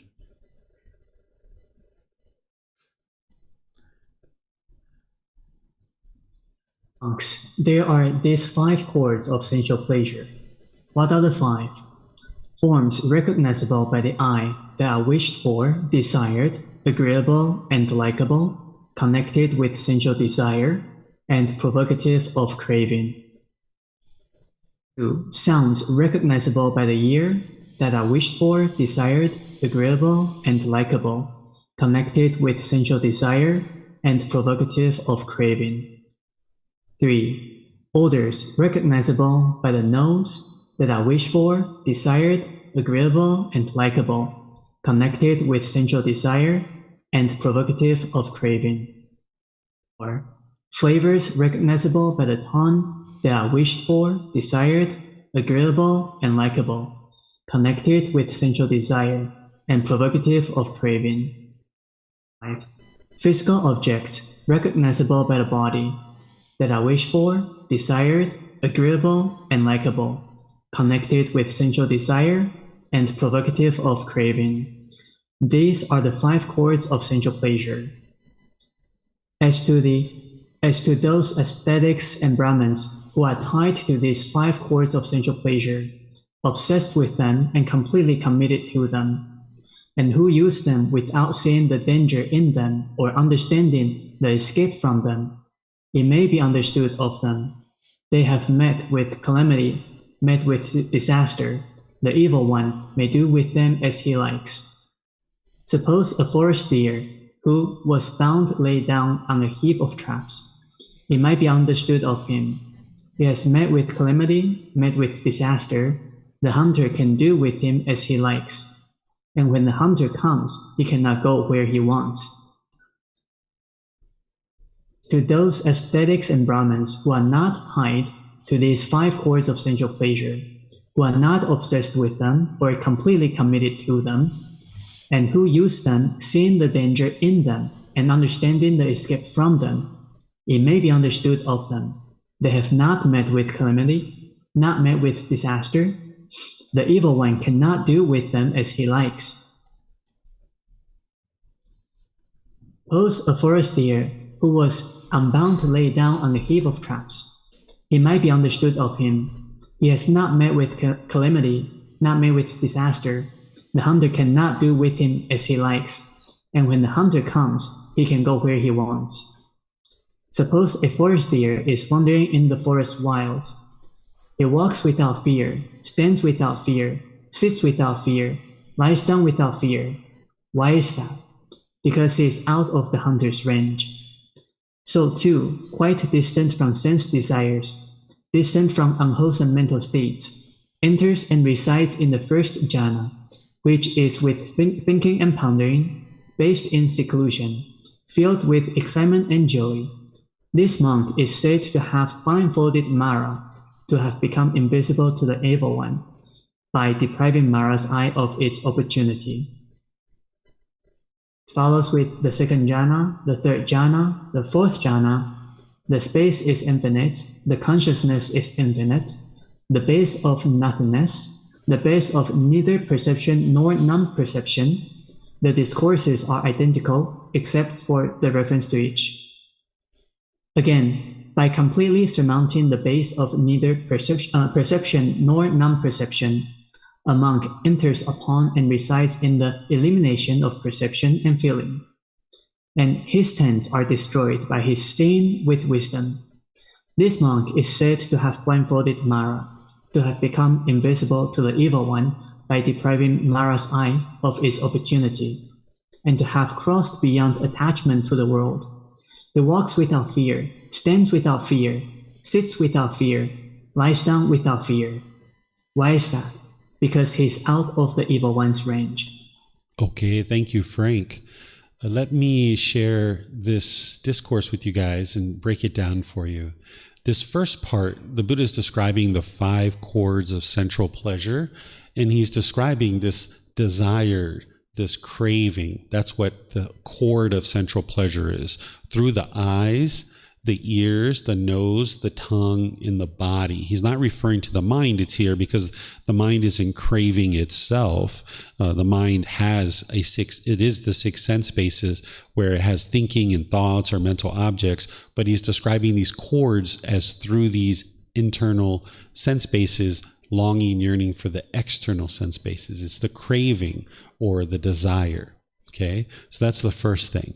Then he's going to use this analogy to help you understand being trapped in by this evil one. What the evil one is, or Mara, this is a being that's in the world. It's a formless being. There's no physical form, but it is a being that exists in the world that's interested in causing calamity, that's interested in causing unwholesome things, harmful things. Mara and beings working on Mara's behalf are going to try to influence you into unwholesome things. It's still your decisions. Those beings can't make decisions for you, but they can surely try to influence you into unwholesome things. And if you have these 5 chords of central pleasure, then Mara can very easily pull you into any one particular direction, whether it's through the eyes, the ears, the nose, the tongue, the body. These 5 chords, the longing, yearning, the craving, as long as Mara can tempt you with certain pleasures that you will come in contact with, then it's like being trapped. That's what the Buddha is describing here. Is it's much like a deer being in a trap. And now the hunter can do whatever it wants with you, right? Mara can do whatever they want with you, because now Mara can tempt you through these sense bases, is put things in front of you that you see, or you hear, or you smell, or you taste, or comes in contact with your body. And now you can be tempted to go towards unwholesome and unwise things. But now the Buddha is describing, okay, if you don't have these 5 chords of central pleasure and you're not obsessed with them, completely committed to them, and you see the danger in them and you understand the escape, then this evil one cannot do with you as he likes. This being of Mara can't influence you because you don't have these 5 chords of central pleasure. And now he's describing that in terms of a deer in the same way. And what he describes here is he's explaining that when you get to the first jhana, that Mara is blindfolded, meaning Mara can't see you anymore. Mara can't influence you. Mara can literally see you, but they can't influence you. What the jhanas are these are preliminary phases that the mind goes through before you get to the first stage of enlightenment. There's a first, second, third, and fourth jhana. When you get to this preliminary phase of the jhana, the first jhana, you've done a significant amount of training on the Eightfold Path, and your mind is now experiencing certain qualities that once you get into this first jhana, you've distanced yourself from central desires. Your mind still has central desire, but you've distanced yourself from them. So now Mara cannot influence you in the way that Mara did before. Mara is blindfolded because you understand the gratification, you understand the danger, you understand the escape by the time you're making your way through these jhanas. So now, understanding this, you're making wiser and wiser decisions. You still have central desire, but you're not easily influenced, and Mara can't influence you. So that's what the Buddha is describing here, as your mind is moving through these jhanas and these other attainments, that you're not easily influenced. And now you've blindfolded Mara. That's what he's saying, that this being isn't able to influence you in the way that they once did. That you walk without fear, you stand without fear, you sit without fear, and you lie down without fear, because you know that this evil being can't influence you any longer. Right? You'll know that because your mind will be more stable and more steady by the time you get to the first jhana. So what questions do you guys have on this chapter? Yes, sir, Frank, if you'd like to ask a question, go ahead. Thank you, teacher. On the third to last paragraph, so if you could go yes there, with the paragraph starting again by completely surmounting the base of neither perception nor non-perception, and then my question stands from here. A monk enters upon and resides in the elimination of perception and feeling. 2 questions. 1, is this part of right concentration? And 2, how do you achieve elimination of perception and feeling? Sure. So this isn't part of right concentration in terms of how you produce right concentration. Right concentration is practicing meditation, having a daily meditation practice, and practicing singleness of mind, where you're just doing one thing at a time. So right concentration is developing the focus and concentration in the mind, and that comes with all the other factors on the Eightfold Path. When you're practicing all the factors of the Eightfold Path for a consistent long-term period, then you'll start experiencing the attainments. There's the 4 jhanas, and then there's these other attainments as well, which this one is the base of neither perception nor non-perception. What you're doing here to eliminate the perception and feelings, this is conditioned feelings. In order to get to that, you need to practice the Eightfold Path very closely. That's how you attain it. And once you have attained it, you're no longer clinging to your perceptions. So what a perception is the way things seem in the world. It's like assumptions. We might call it an assumption, that you don't really have verifiable truth. You're just assuming something. You're just perceiving it. You just have a certain perception.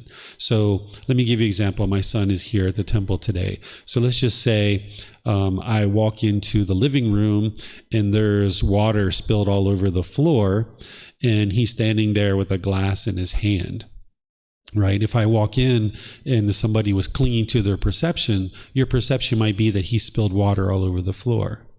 But you don't know that because you didn't see that. All you see is there's water on the floor and you see a glass in his hand. Somebody else could have spilled it, and he might have picked up the glass and he might be taking it to the kitchen in order to get a rag or get something to clean it up.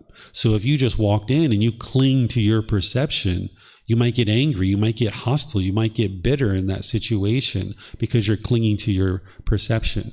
Or you might start thinking that your child has done something wrong and now you've made an unwise decision. Here's another example, something more impactful. Let's just say you're a police officer and you get a call on the radio that there's a robbery and there's a person with a gun at a convenience store. And now you're being dispatched to a 7-Eleven in order to address this man with a gun who's robbing the 7-Eleven.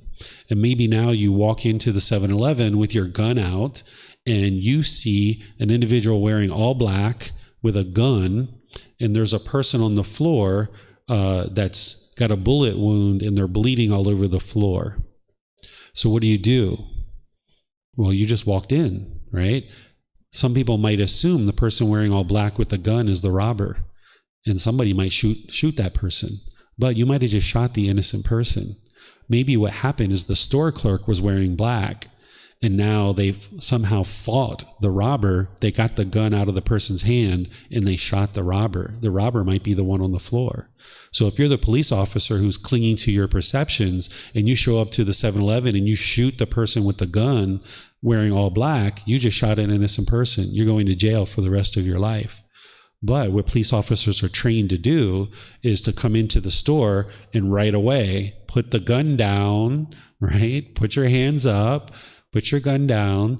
And now if the person turns to you and tries to shoot you with the gun, okay, this is the robber. They're being aggressive. Now I'm going to shoot that person back, perhaps, if they're a police officer.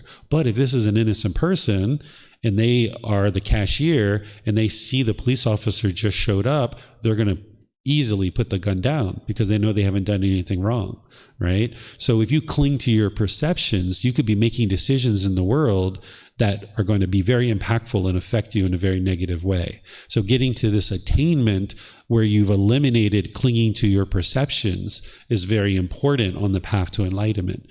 And then the same thing with your feelings, is you're not interested in clinging to your feelings. That if you have sadness or anger or frustration or other discontent feelings, which you will have on your way to enlightenment, by the time you get to enlightenment, you will eliminate all these conditioned feelings. But in the process, you will still have conditioned feelings, and you would like to eliminate the clinging to these feelings. And this is what it means to experience this attainment. And the way that you get to that is by the Eightfold Path. Thank you, teacher. Yes, you're welcome. I think you had a question too, right? There's some more? Yep. So is Mara just used as metaphor, or are they the actual beings having the purpose to affect the karma that we produce. So the being that we're referring to here as Mara is an actual real being. It's a formless being that can influence you. And I'm sure this being has actively attempted to influence you multiple times, and you may just not know it, and other beings acting on Mara's behalf. Okay, and I have one more question. When Buddha is talking about the first jhana, he says it happens with thinking and pondering, and based in seclusion, filled with excitement and joy. So it is based in seclusion, but then it is also filled with excitement and joy. But with excitement and joy, seeking excitement and joy, there also comes discontentedness to be. So how is first jhana possible with excitement and joy? Sure. So the excitement itself is a discontent feeling. It's a conditioned feeling. And because your mind is not yet enlightened, you're only in the first jhana, you're still experiencing conditioned feelings. So you're still going to have a certain amount of conditional excitement when you're in the first jhana. But you're starting to experience some of that unconditioned joy. Some of that is starting to peer through when you get to the first jhana. And even in the other jhanas, and in the first stage, second, third stage, you're going to have periods of time where you're having unconditioned joy, where it's just like, boom, it's there. It doesn't arise, change, and fade away. It's just boom, the unconditioned joy is there. But then eventually some craving is going to arise, and then you're going to experience discontentedness, either pleasant feelings, painful feelings, or neither painful nor pleasant. So as your mind is transitioning through these jhanas, it's like the light is flickering and you're getting these glimpses of what enlightenment is like. And this is one of those qualities, is the joy starts to kind of peer through a little bit. But you're still experiencing conditioned feelings like excitement. So therefore, you're still going to experience conditioned feelings like sadness or frustration and others, but it's very muted compared to what it was once before when you were off the path to enlightenment. It's just a mere fraction of what you once experienced, but you're still experiencing discontentedness even in the first jhana, the second jhana, the third jhana, the fourth jhana, even the first, second, and third stage of enlightenment. You're still experiencing some amount of discontentedness. In the third stage, by the time you get there, it'll be like once every 3 months, once every 6 months. It'll be very minimal, very infrequent, very insignificant. It may even only last for 15 seconds, but you still experience it. So it's not until your mind gets to the enlightened mental state that the mind's completely free of discontentedness. I thought I saw some other hands. I think you know. Okay.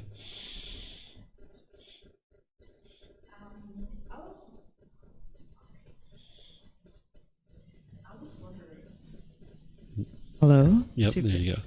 I was wondering which role the concept of gratefulness play in Buddhism. Sure. So the mind, what you're doing is, going back to just meditation, which we did this morning, and I was talking about mindfulness or awareness of mind. One of the things you're doing is you're practicing mindfulness all the time, where you're aware of the mind. That's what you ultimately would like to build up.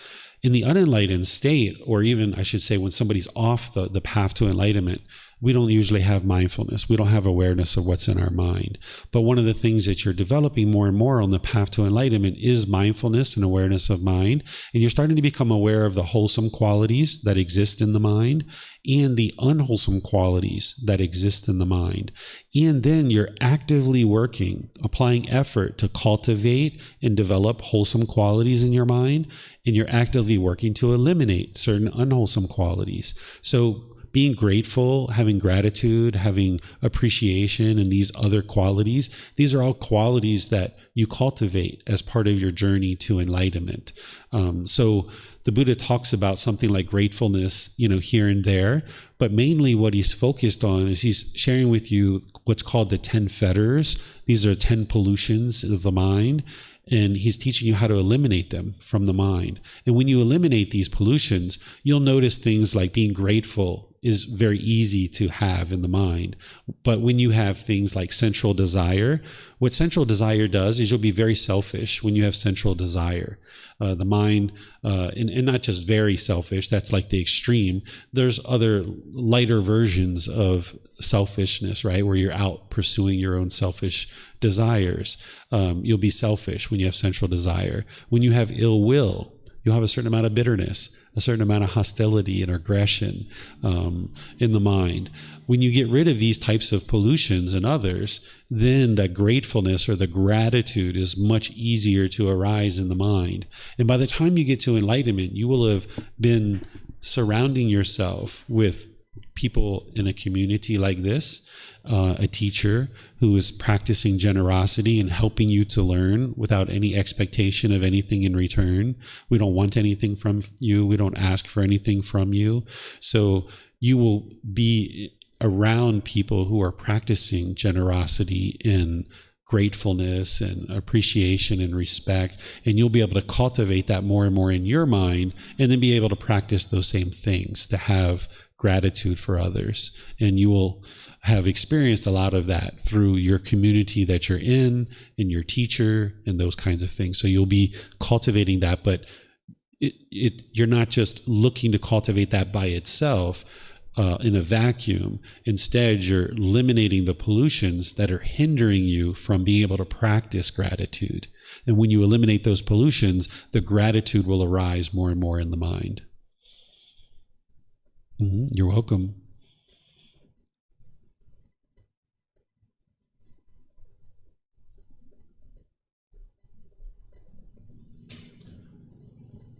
Okay, so I usually take a break about 30 minutes ago to help you guys stretch your legs, to get a chance to meet each other. For those of you guys online, if you'd like to take a break.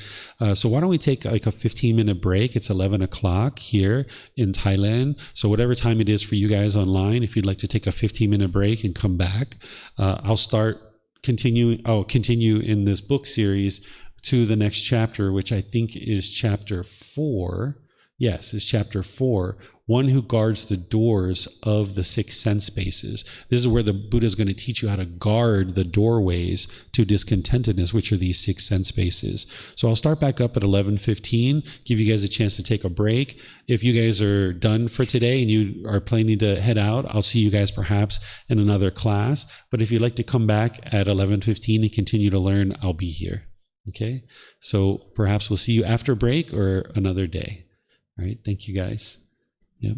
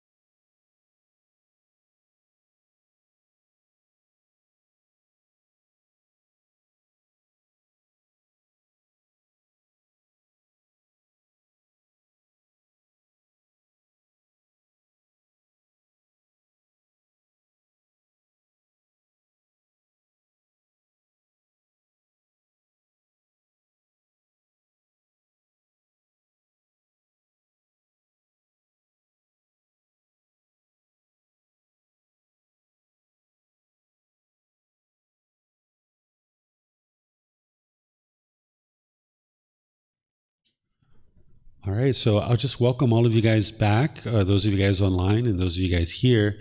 We're in this next chapter, chapter 4. Is there someone who would like to read this, either here or online?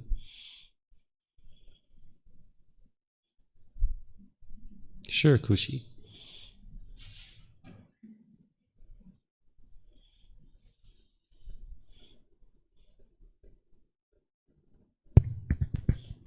One who guards the doors of the six sense bases.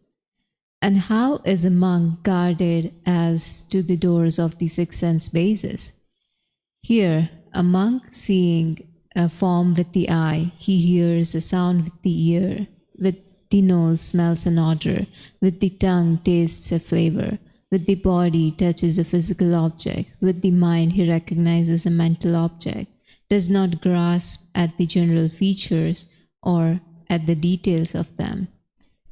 Since craving and aversion, evil unwholesome states, might flow in upon one who dwells with the sense base of the eye uncontrolled, the sense base of ear uncontrolled, the sense base of the nose uncontrolled, the sense base of the tongue uncontrolled, the sense base of the body uncontrolled, the sense base of the mind uncontrolled. He applies himself to such control. He sets a guard over the sense base of the eye, the sense base of the ear, the sense base of the nose, the sense base of the tongue, the sense base of the body, the sense base of the mind, attains control of them. That is how a monk has the doors of the six sense bases guarded. Okay, thank you, Kushi. Okay, so if you understand the problem of sensual desire, that the mind is longing and yearning, where there's this craving, desire, attachments through these six sense bases, and you understand that this is going to lead to discontentedness, then the training becomes, well, let me guard those doorways. Let me guard the doorways of discontentedness, because if I can guard them, now I can transform this mind.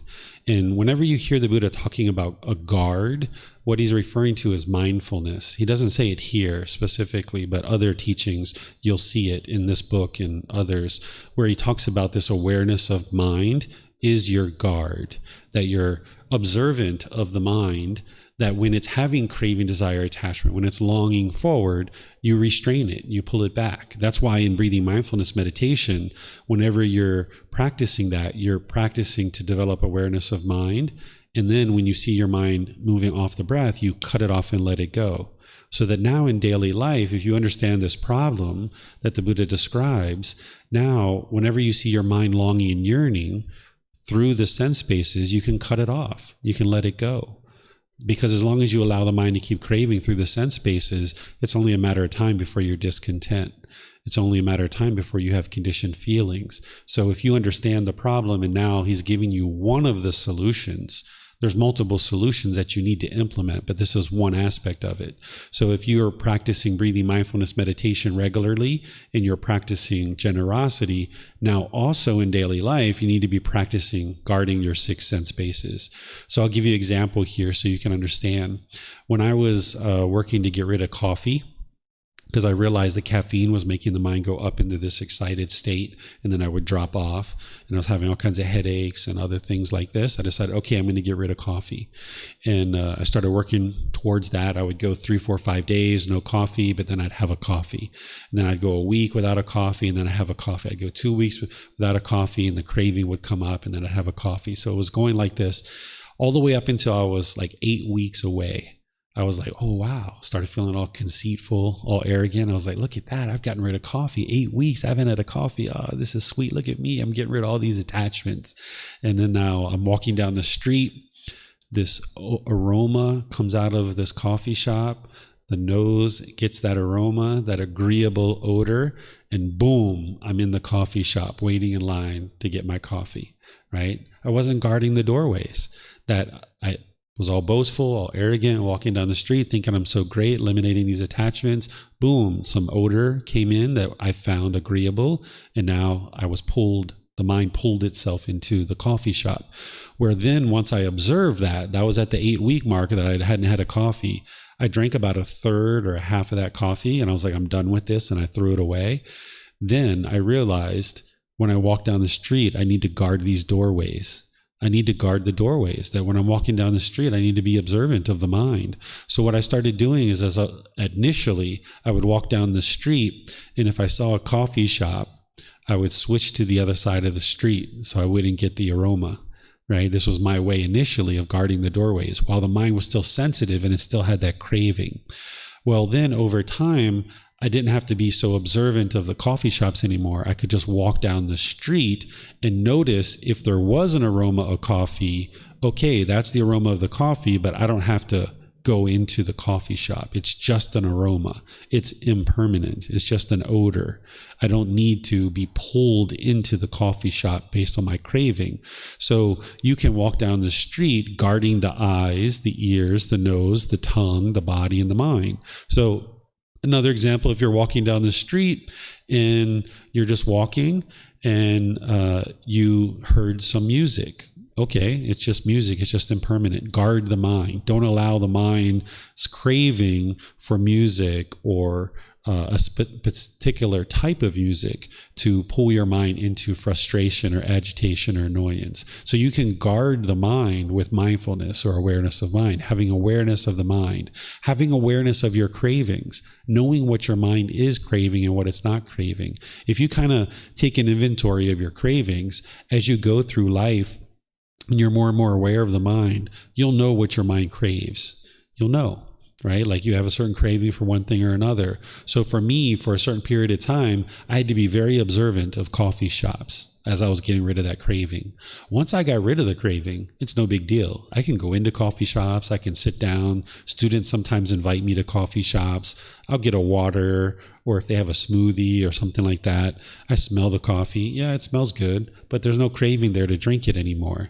Right? Where before I had that craving. So you can overcome your cravings and eliminate them, but in the process of doing so, you're going to need to guard the mind. You're going to need to guard these doorways, realizing that if you have certain cravings, you might be pulled in that direction. And your mindfulness is that guard. Okay, any questions on this chapter?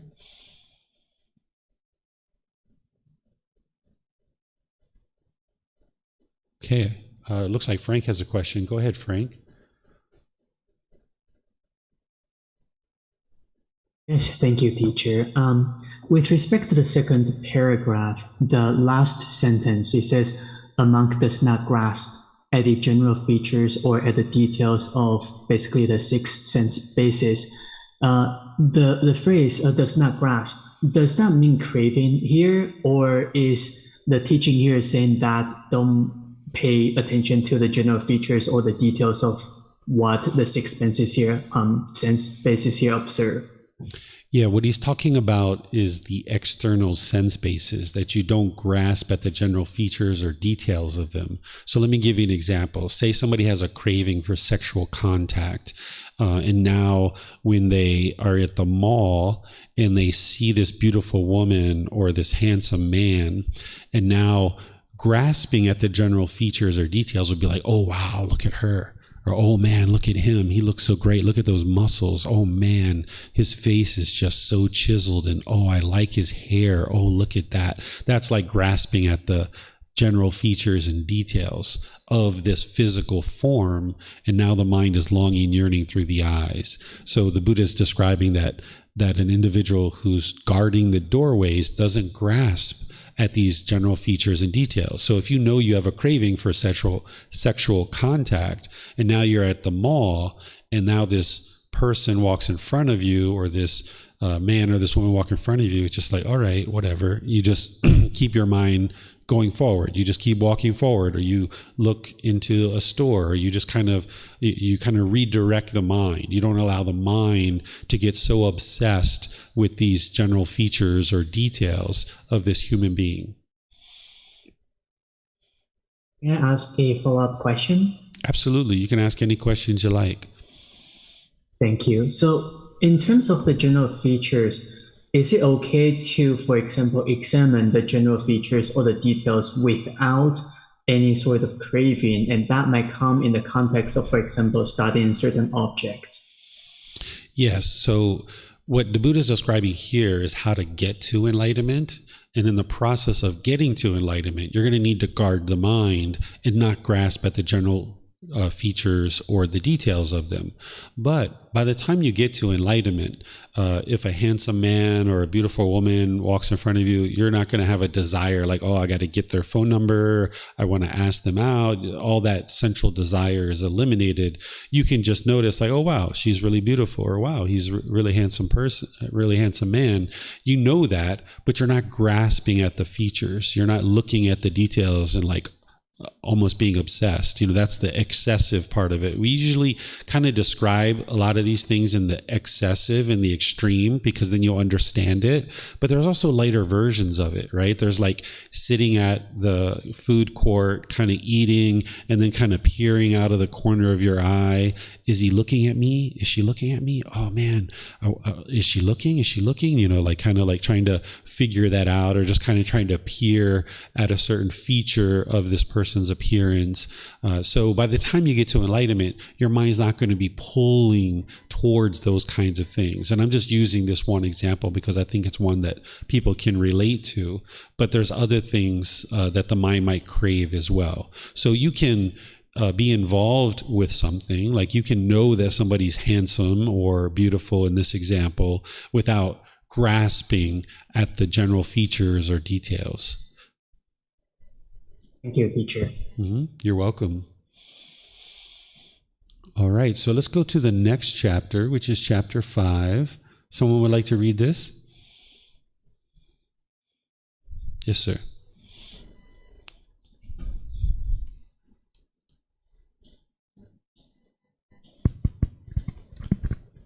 One, to reach growth, increase, and maturity in this training discipline. Monks, when a cattle worker possesses 11 factors, he is capable of keeping and caring for the herd of cattle. What 11? Here, a cattle worker has wisdom of form, he is skilled in characteristics, he removes flies, eggs, he dresses wounds, he smokes out the sheds, he knows the watering place, he knows what it is to have drunk, he knows the road, he is skilled in pastures, he does not milk dry, and he shows extra veneration to those bulls who are fathers and leaders of the herd. When a cattle worker possesses these 11 factors, he is capable of keeping and caring for the herd of cattle. So too, monks, when a monk possesses 11 qualities, these 11 qualities, he is capable of growth, increase, and maturity in the teachings and discipline. What 11? Here a monk has wisdom of form, he is skilled in characteristics, he removes flies' eggs and dresses wounds, he smokes out the sheds, he knows the watering place, he knows what it is to have drunk, he knows the road, he is skilled in pastures, he does not milk dry, and he shows extra veneration to these older monks of long standing who have long gone forth, the fathers and leaders of the community. How does a monk remove flies' eggs?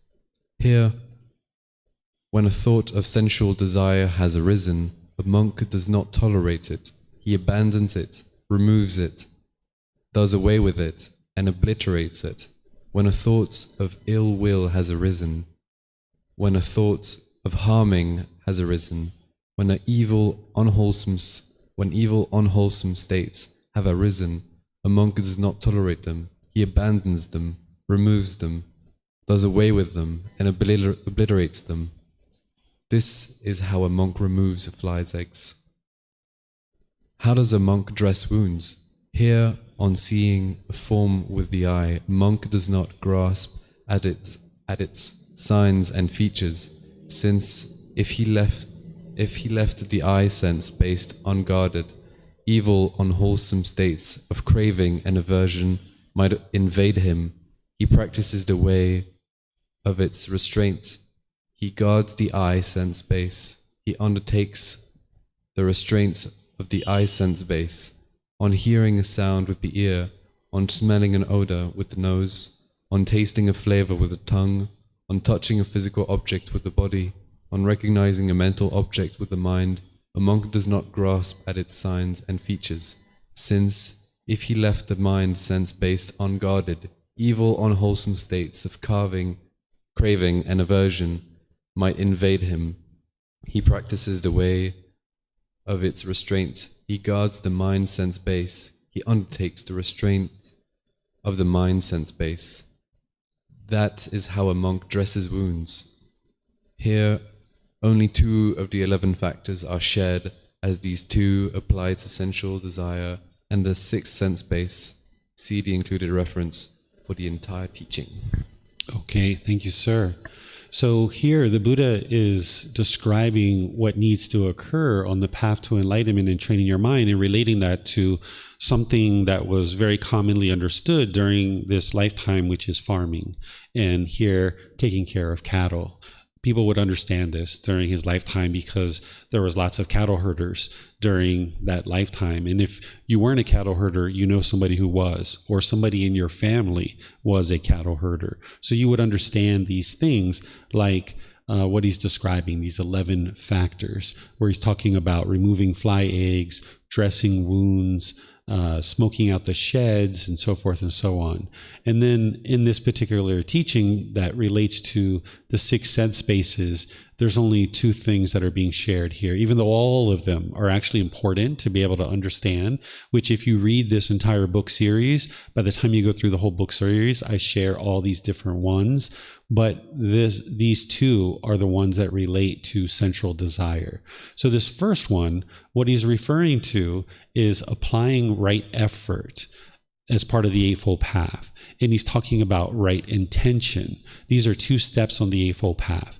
What right intention is on the Eightfold Path is the intention or the thinking or the thought of renunciation, of non-ill will, and harmlessness. This is what you have to cultivate in order to develop all the rest of the path. Renunciation is a willingness to let go, a willingness to eliminate unwholesomeness in the mind.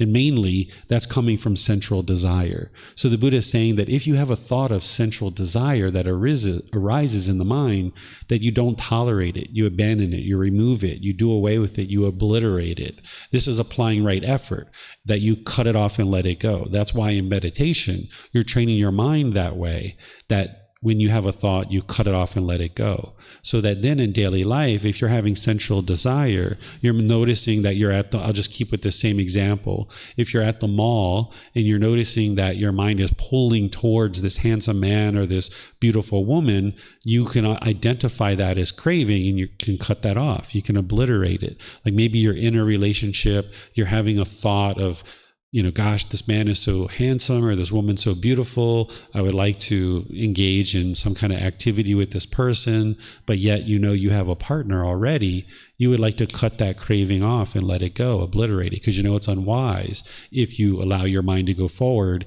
and engage with this other person because you're already in a relationship. So that's what the Buddha is describing here, is removing flies' eggs. That when you see sensual desire arising, you cut it off and let it go. And then the same thing with ill will, that ill will is like anger, hatred, bitterness, hostility, animosity, aggression. If you see any of that arising in the mind, you would like to cut that off, obliterate it.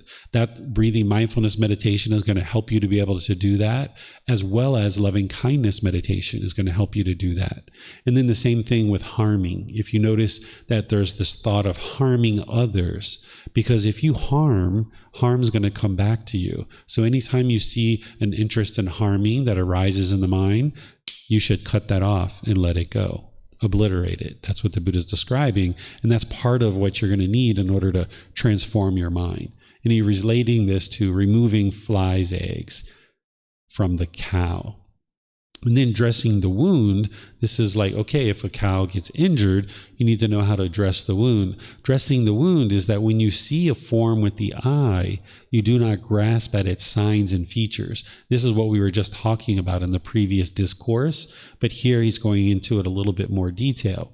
Here he's saying that if you left the mind sense base or any of these other sense bases unguarded, that evil, unwholesome states of craving and aversion can arise. What craving is where you want something, you're longing, yearning, and you're trying to grab it. The mind is obsessed with it. What aversion is pushing it away. When you have craving, if you have agreeable contact, things that you agree with and things that you want, you will pull that in closer. You will cling to it. When you have craving, if you have disagreeable contact, you will push it away. This is aversion, something you don't want to hear. You will have aversion to it. So if you allow craving and aversion to continue to exist, the Buddha is describing this as invading you. And then what you'd like to do is practice the way of restraint, meaning that when you see your mind craving, you know that that's unwise and you restrain it, you pull it back, you maybe redirect it. So keeping with the same example, you're in the mall, you know you have this craving for handsome men or beautiful women, you're walking down the mall, and now you see this beautiful woman walking in front of you or this handsome man walking in front of you, and you're just following behind. And now all this craving is starting to come up in your mind. Maybe you're looking at the way their hips shift from side to side. Maybe you're checking out their legs or their back or their arms. Rather than sit there and continue to allow the mind to do that, maybe what you do is you switch to the other side of the mall, and now you walk down another side of the mall. You cut that off. You don't allow the mind to sit there and just walk behind that person and continually be obsessed with what you're seeing and just keep grasping at the signs and features of this individual walking. You understand your mind's having this craving, and you redirect the mind by maybe going to another side of the mall, because usually there's, multiple walkways. You don't have to walk behind that person and just sit there and stare. Or maybe what you do is you duck into a store. You go into a store for 30 seconds, a minute, 5 minutes, whatever it is. And then when you come out, that person's long gone because they're already walking, right? This is a way to redirect your mind. And then eventually, when you don't have craving, desire, attachment anymore, you won't have to do this. But as you're trying to get rid of these cravings, desires, attachments, you're going to need to do these kinds of things to train the mind to not have that craving. So that's the restraining part, that you practice the way of restraint, and you're guarding the mind, right? That when you're walking in the mall, if you have that craving, like, okay, I need to be aware of this. And if I see any handsome men or any beautiful women, that the craving starts coming up, I need to take some action to resolve this and fix it. He undertakes the restraint of the mind. So this is all the sense bases, not just the mind sense base, but all these sense bases, that you practice this way of restraint. Because if you keep allowing the mind to long and yearn through these sense bases, it'll just keep doing that. It's unrestrained, it's undisciplined, it's uncontrolled. So you need to gain this control. And then more and more, as you have this control, you won't have to do these things that I'm talking about. But initially, this is what you need to do in order to transform the mind. And this is what the Buddha is describing as dressing the wounds. Any questions on this chapter? Yes, sir.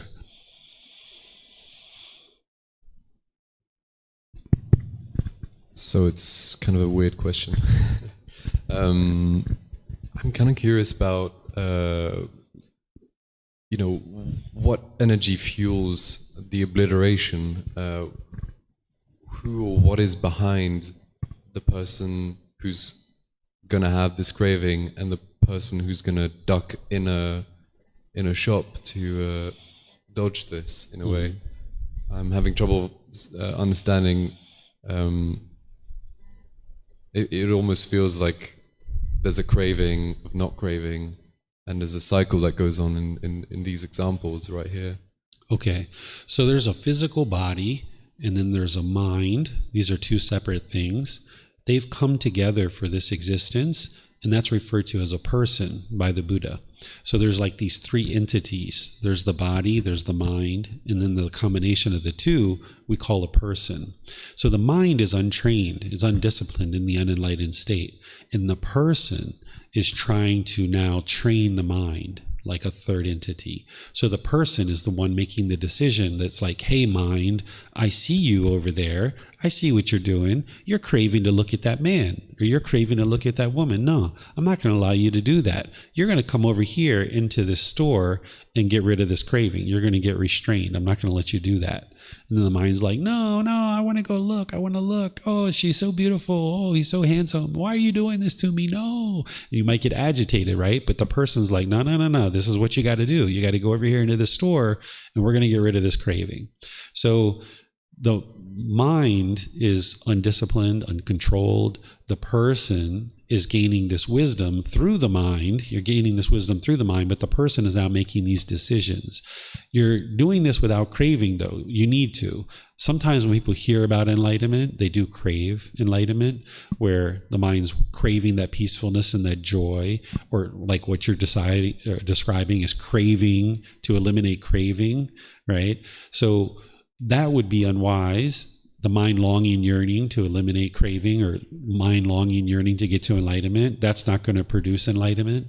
But also, if you were indifferent and you could care less what you do, you just walk through the mall and look at anybody, do anything, you just don't have wisdom of what's wise or unwise. That would be unwise if you were indifferent. So what the Buddha is teaching is to come to this middle way where you cultivate this wisdom, and you know that there's this goal, there's this objective, there's this interest to get to enlightenment, and now you gradually work towards it rather than longing and yearning for it, or rather than being indifferent about it and not taking any action whatsoever. You gradually work towards this goal, objective, or interest by coming to the temple, gradually learning, reading books, doing meditation, consulting with a teacher, and you just gradually work towards this goal rather than chasing after it. It makes me smile because it almost feels like the indifferent man is the enlightened man.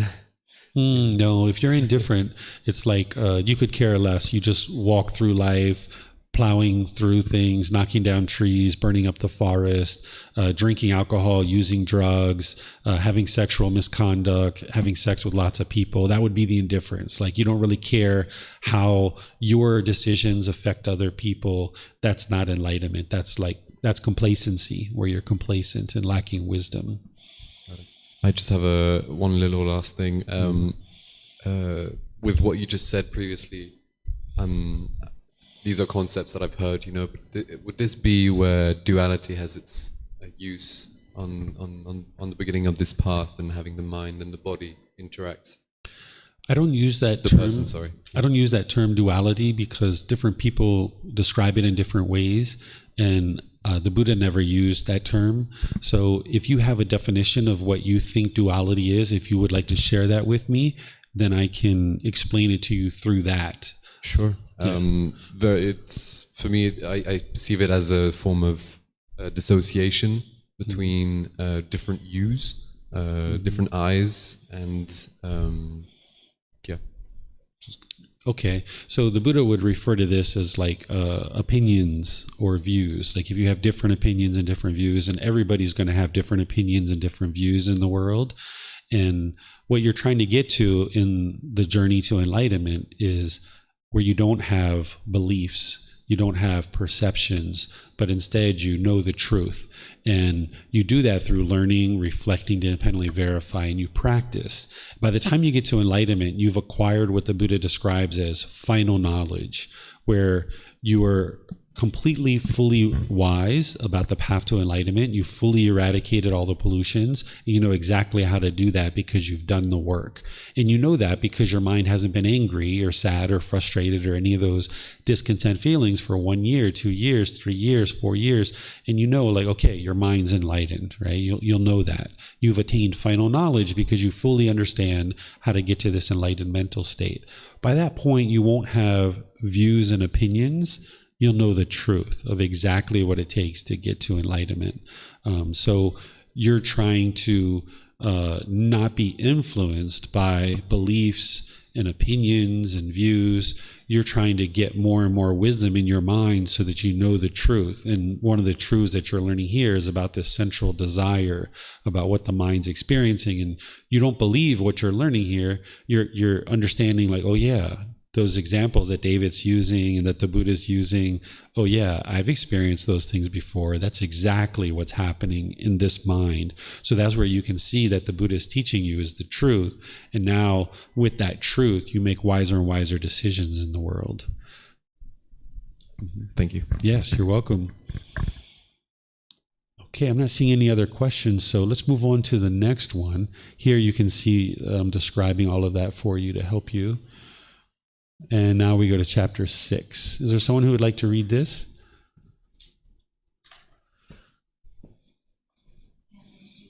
Sure, go for it. You guys have your own private microphone.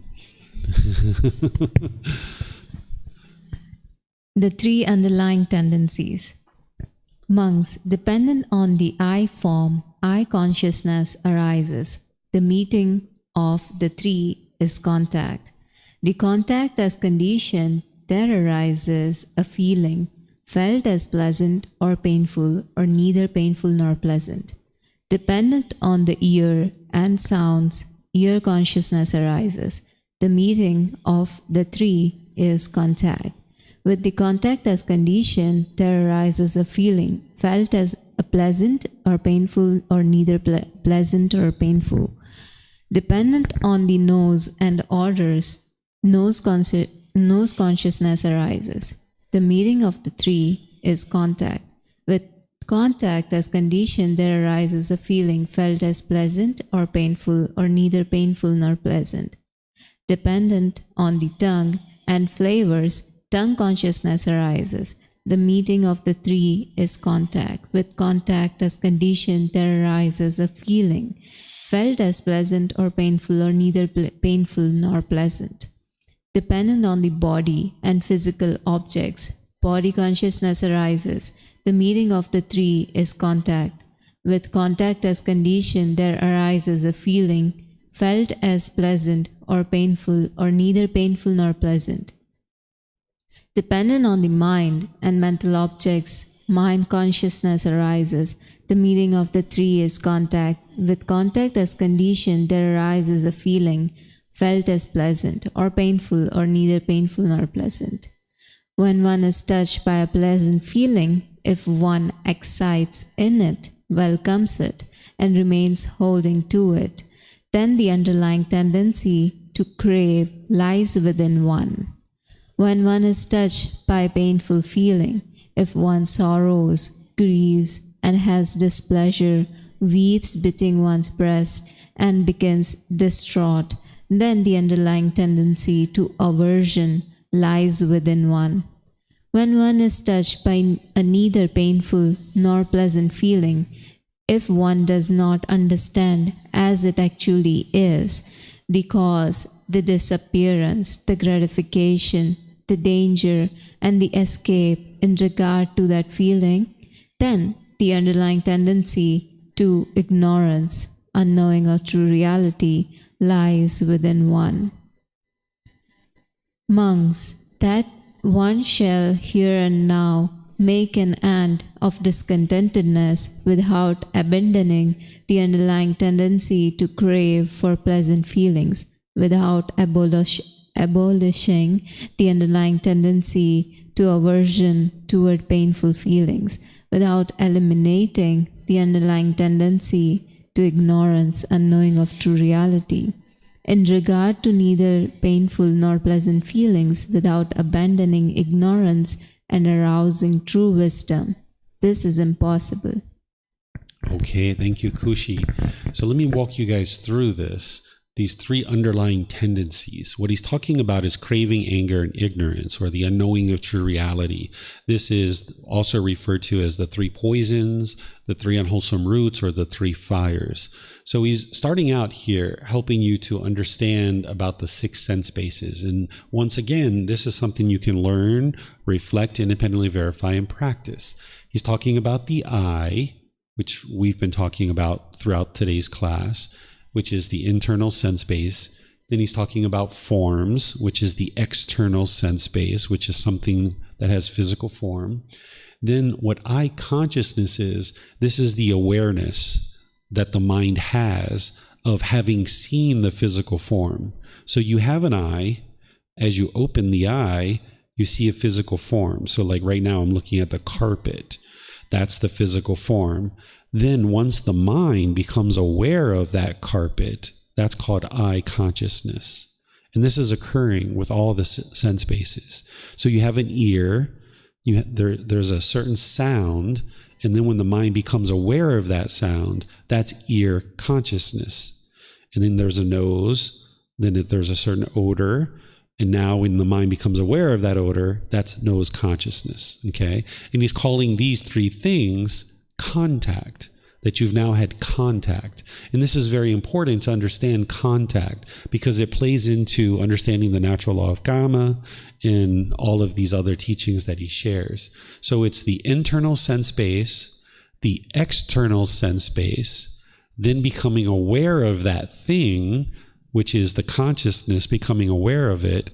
Now we call that contact. These three things are called contact. And when these three things meet, when there's contact, there arises a pleasant feeling, a painful feeling, or neither painful nor pleasant, because there is craving in the mind. That's why these feelings are arising. But right here, he's just summarizing it. He's saying there's an I, there's a form, then there's awareness of that form. We call this contact. And now because there's contact, and there's craving in the mind, which you understand in other teachings, now there arises a feeling of either a pleasant feeling, painful feeling, or neither painful nor pleasant. These are conditioned feelings. And now you can independently verify that that's exactly what you're experiencing. Every single time your mind is discontent, no matter whether you're angry or frustrated, annoyed, feeling guilt or shame, whether it's even happiness, excitement, elation, whether it's boredom, loneliness, whatever it is, this is what's occurring. There's an internal sense base, an external sense base. There's awareness in the mind. We call that contact. And now because of craving, there arises either a pleasant, painful, or neither painful nor pleasant feeling. Then he says, when touched by a pleasant feeling, if one excites in it, welcomes it, and remains holding to it, then the underlying tendency to crave lies within one. So, if you, let's just say at some point in our life, we had never had chocolate ever in our life. We never had it in this life. So at some point, chocolate ended up on our tongue, right? The chocolate touched the tongue. And then because of that sensation that is experienced, there might have arisen a pleasant feeling in the mind. There was a certain pleasant feeling based on the condition of having come into contact through the tongue with a piece of chocolate. There was the tongue, there was the flavor, then the mind became aware of this flavor, and now that's contact, and with contact as condition, now there was a pleasant feeling that occurred, that we got that pleasant feeling based on the flavor. Now, because of that pleasant feeling, because we were touched by that pleasant feeling, if one excites in it, welcomes it, and remains holding to it, then the underlying tendency to crave lies within one. The problem isn't the chocolate. The chocolate isn't a problem. You can eat chocolate, but if you allow the mind to have a conditioned feeling because of the chocolate, now the mind's going to start craving it. And now when the mind's craving chocolate, when you get it, you'll be happy and excited. But when you don't get it, you'll be sad or frustrated. I'm sure we all did this as we were growing up as kids, right? We all experienced this. So now, when one is touched with that painful feeling, if one sorrows, grieves, and has displeasure, weeps, beating one's breast, and becomes distraught, then the underlying tendency to aversion lies within one. So I'll give you this same example.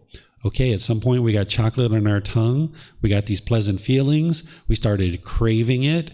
So now when we were in the store, every time we were in the store, Mommy, Daddy, can I have chocolate? Mommy, Daddy, can I have chocolate? Mommy, Daddy, can I have chocolate? And in some cases, Mommy and Daddy said, yes, here you go. There's your chocolate. Ah, I'm so excited. Yay, I got chocolate, chocolate, chocolate, right? But then at some point, Mom and Dad said, no, you can't have chocolate because it's impermanent. Chocolate is impermanent. They can't permanently get us chocolate. And when you didn't get your craving fulfilled, then the mind gets angry or frustrated, or what the Buddha is saying here is grieves, sorrows, and has displeasure, weeps, beating one's breast and becoming distraught. That's what we did when we didn't get chocolate. We became distraught.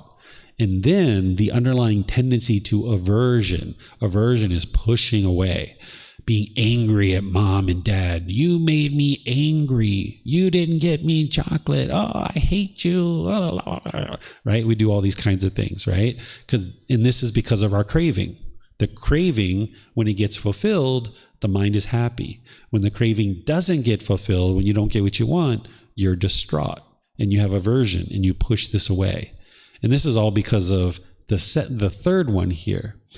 When touched with a neither painful nor pleasant feeling, if one does not understand as it actually is, the cause, the disappearance, the gratification, the danger, the escape, in regard to that feeling, then the underlying tendency to ignorance, or this unknowing of true reality, lies within one.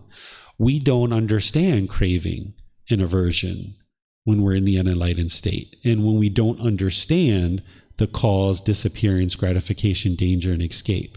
The cause is the craving, the craving and sensual desire.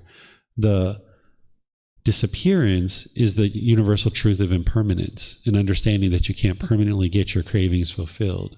The gratification is that central desire. The danger is the conditioned feelings of pleasant, painful, neither painful nor pleasant.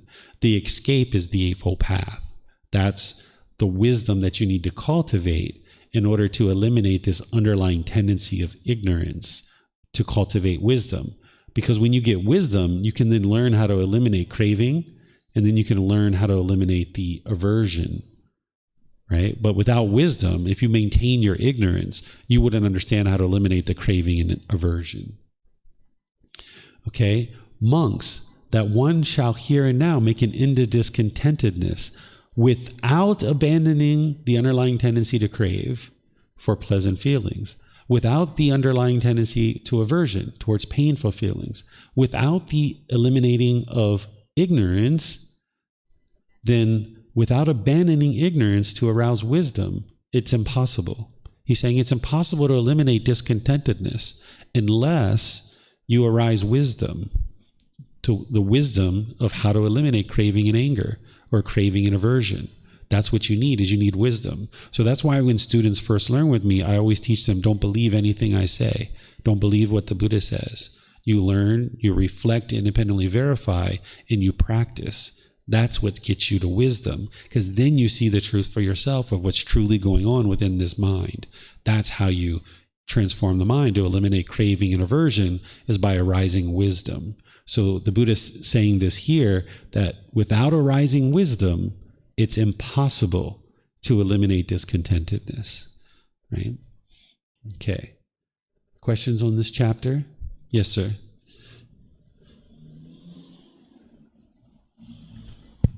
So, what becomes pleasant feelings and desires once one has acquired this wisdom?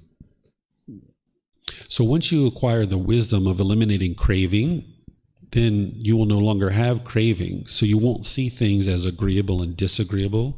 So you won't be longing and yearning, and you won't also be pushing things away. You'll just know that you're experiencing whatever you experience, and that's impermanent. And you'll just make wise decisions. So by the time you get to enlightenment, you won't have conditioned feelings anymore, like conditional happiness. If it's sunny outside, you'll be happy. If it's raining outside, you'll be sad. You won't have that in the enlightened mental state. You'll already be happy before you ever saw it was sunny outside. And then when it's sunny outside, it's like, oh, sweet, it's sunny outside. I'm going to go outside. Yeah, let's go. And now you go take a shower and you come out and it's raining. It's like, all right, well, it's raining. Guess I can't go outside today. Maybe I'll go to the mall. Maybe I'll go eat at a friend's house. Maybe I'll stay home and read a book. You know, you'll make other choices because you understand that the sun is impermanent. And because you never based your happiness on the sun, when the sun changed, you still maintained your happiness. But as long as you have conditional feelings, which those conditional feelings are coming from craving, as long as you have craving for it to be sunny, you can only be happy when it's sunny outside. So by the time you get to enlightenment, you can maintain your happiness. It's unconditioned happiness. If it's sunny outside, you're happy. If it's raining outside, you're still happy. You're happy despite what's going on in the world. Like right now, there's another war that broke out, and a lot of students contacted me, because they're sad and they're not feeling well because of this. This is because of craving the world to be a certain way, right? If you're craving the world to always be peaceful, if you're craving it, you're longing, you're yearning for it, well, it's not permanent. Peacefulness is not permanent in the world. The unenlightened beings are going to go around the world making a bunch of unwise decisions, and sometimes people are going to be peaceful and sometimes they're not. That's the unenlightened state. But if you attach your mind to what's going on in the world, when things are peaceful, you'll be happy. But when there's a war that breaks out, you'll be sad or you'll be frustrated. So you can get to the point where you're able to maintain your joy and your happiness despite what's going on in the world. You're not happy or joyful because of the war. You're joyful and happy despite the war. And this is what the enlightened mind is ultimately able to experience, where you're just always joyful all the time. It's unconditioned. If your bank account is here or your bank account is there, you're still happy. Your happiness isn't contingent on your balance of your bank account, or if your mom calls you today, or if you have a boyfriend or girlfriend, or how much work you got done today. Maybe if you get all your tasks done at work, you feel accomplished, you feel so excited. But then if you only get 2 or 3 of the items on your list done, you'll feel sad. You'll feel maybe worthless, like I didn't get the things done I wanted to get done, and now I feel sorrowful and I have displeasure.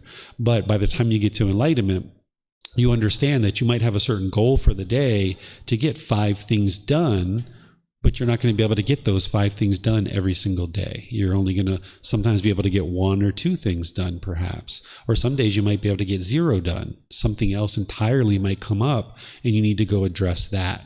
But if you base your inner feelings on how much you get done at work, then you can only be happy if you get all 5 items done. And if you fall short of that, you'll be angry or frustrated or irritated. So you start to train your mind to no longer attach its feelings to what's going on in the world. Thank you. Mm-hmm. You're welcome. Yes, ma'am.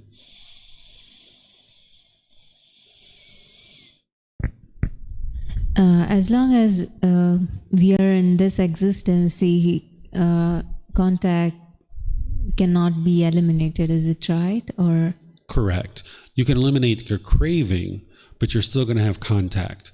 So when you eliminate the craving, which you've seen dependent origination and you've studied dependent origination. So when you eliminate the craving, even though you're still having contact, there's no craving that you now think of things as agreeable or disagreeable. Instead, it's just, okay, so right now it's peaceful. It's not, but right now it's peaceful in the world. There's, no wars, for example. Okay, that's fine. Oh, okay, there's a war, or there's 2 wars, or there's 3 or 4. Okay, that's what's happening in the world. You don't see it as agreeable or disagreeable. It's just what is, and you don't have control over what's going on in the world. So you still have contact, but you don't have craving to see things as agreeable or disagreeable or repulsive, right? Some people think of it as being repulsed by the fact that there's a war. I'm so repulsed by that. But that's because there's craving in the mind. When you get rid of craving, you just understand, like, okay, there is a war. It'd be wonderful if there wasn't a war, but you don't have control over that. So you're not going to be repulsed by it, but you're also not going to be unrepulsed either.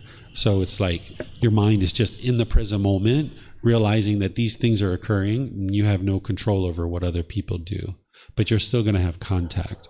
So when you go to the mall, back to that example, you go to the mall, there's a woman or a man that walks in front of you, there's still contact, but because there's not craving, there's not a longing, yearning, there's not a grasping at the features. It's just a human being. That's all it is. It's just a physical form. That's all it is. But you're not grasping at the features and details of this being. Okay, it's just a little bit after 12. Normally I teach this class up to 12. In some cases we're able to learn 10 chapters. We go through 10 chapters, but other times we have more involved discussion, we have a break and other things like that, and we don't get to all 10 chapters. So what I'm going to do is just pause class here. I'm going to be teaching this evening as well. I teach at home at 9 p.m. And when I teach online in the evening, I make sure I go through all 10 chapters. If anybody that is here at the temple or those of you guys online, if you guys have read the remaining chapters, like chapters 7 through 10, if you have questions, you can ask me those questions now.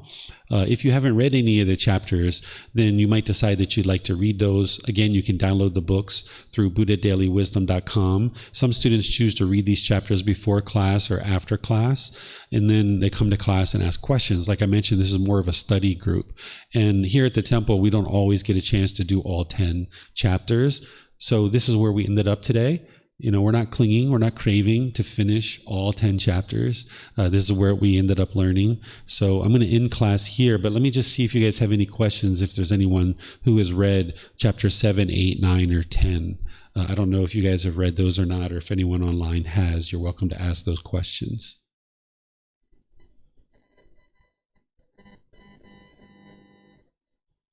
Okay, I don't see any questions here. So what I'm going to do then is just end class by thanking you guys here at the temple and thanking you guys online for joining. I appreciate that you guys have decided that you'd like to learn the teachings of the Buddha, because as you see, these teachings are true. He's explaining to you what's actually happening and why these discontent feelings are arising. The more you investigate and examine his teachings, you'll see how true they really are.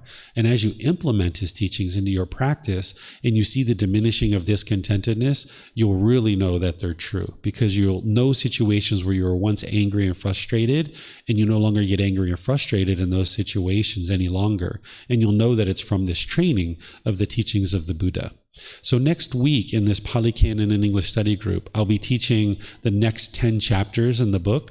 And I do this on Saturday mornings here at the temple and Saturday evenings at home. And I live stream both of these classes and record them for our YouTube channel, for Facebook, for our podcast, and things like this. And then tomorrow in our group learning program here at the temple and online as well, 9 a.m. and 9 p.m., I'm going to be teaching the Eightfold Path. This is the path for all humans to enlightenment. And I'm going to use the words of the Buddha, and I'm going to walk you through in a more traditional way of learning, where this is more of a study group, where on Sundays and Wednesdays, that class is more of a traditional method of learning. And then I teach different courses and retreats throughout the year that you can attend as well. And those are more traditional style of learning, where this is more of a study group.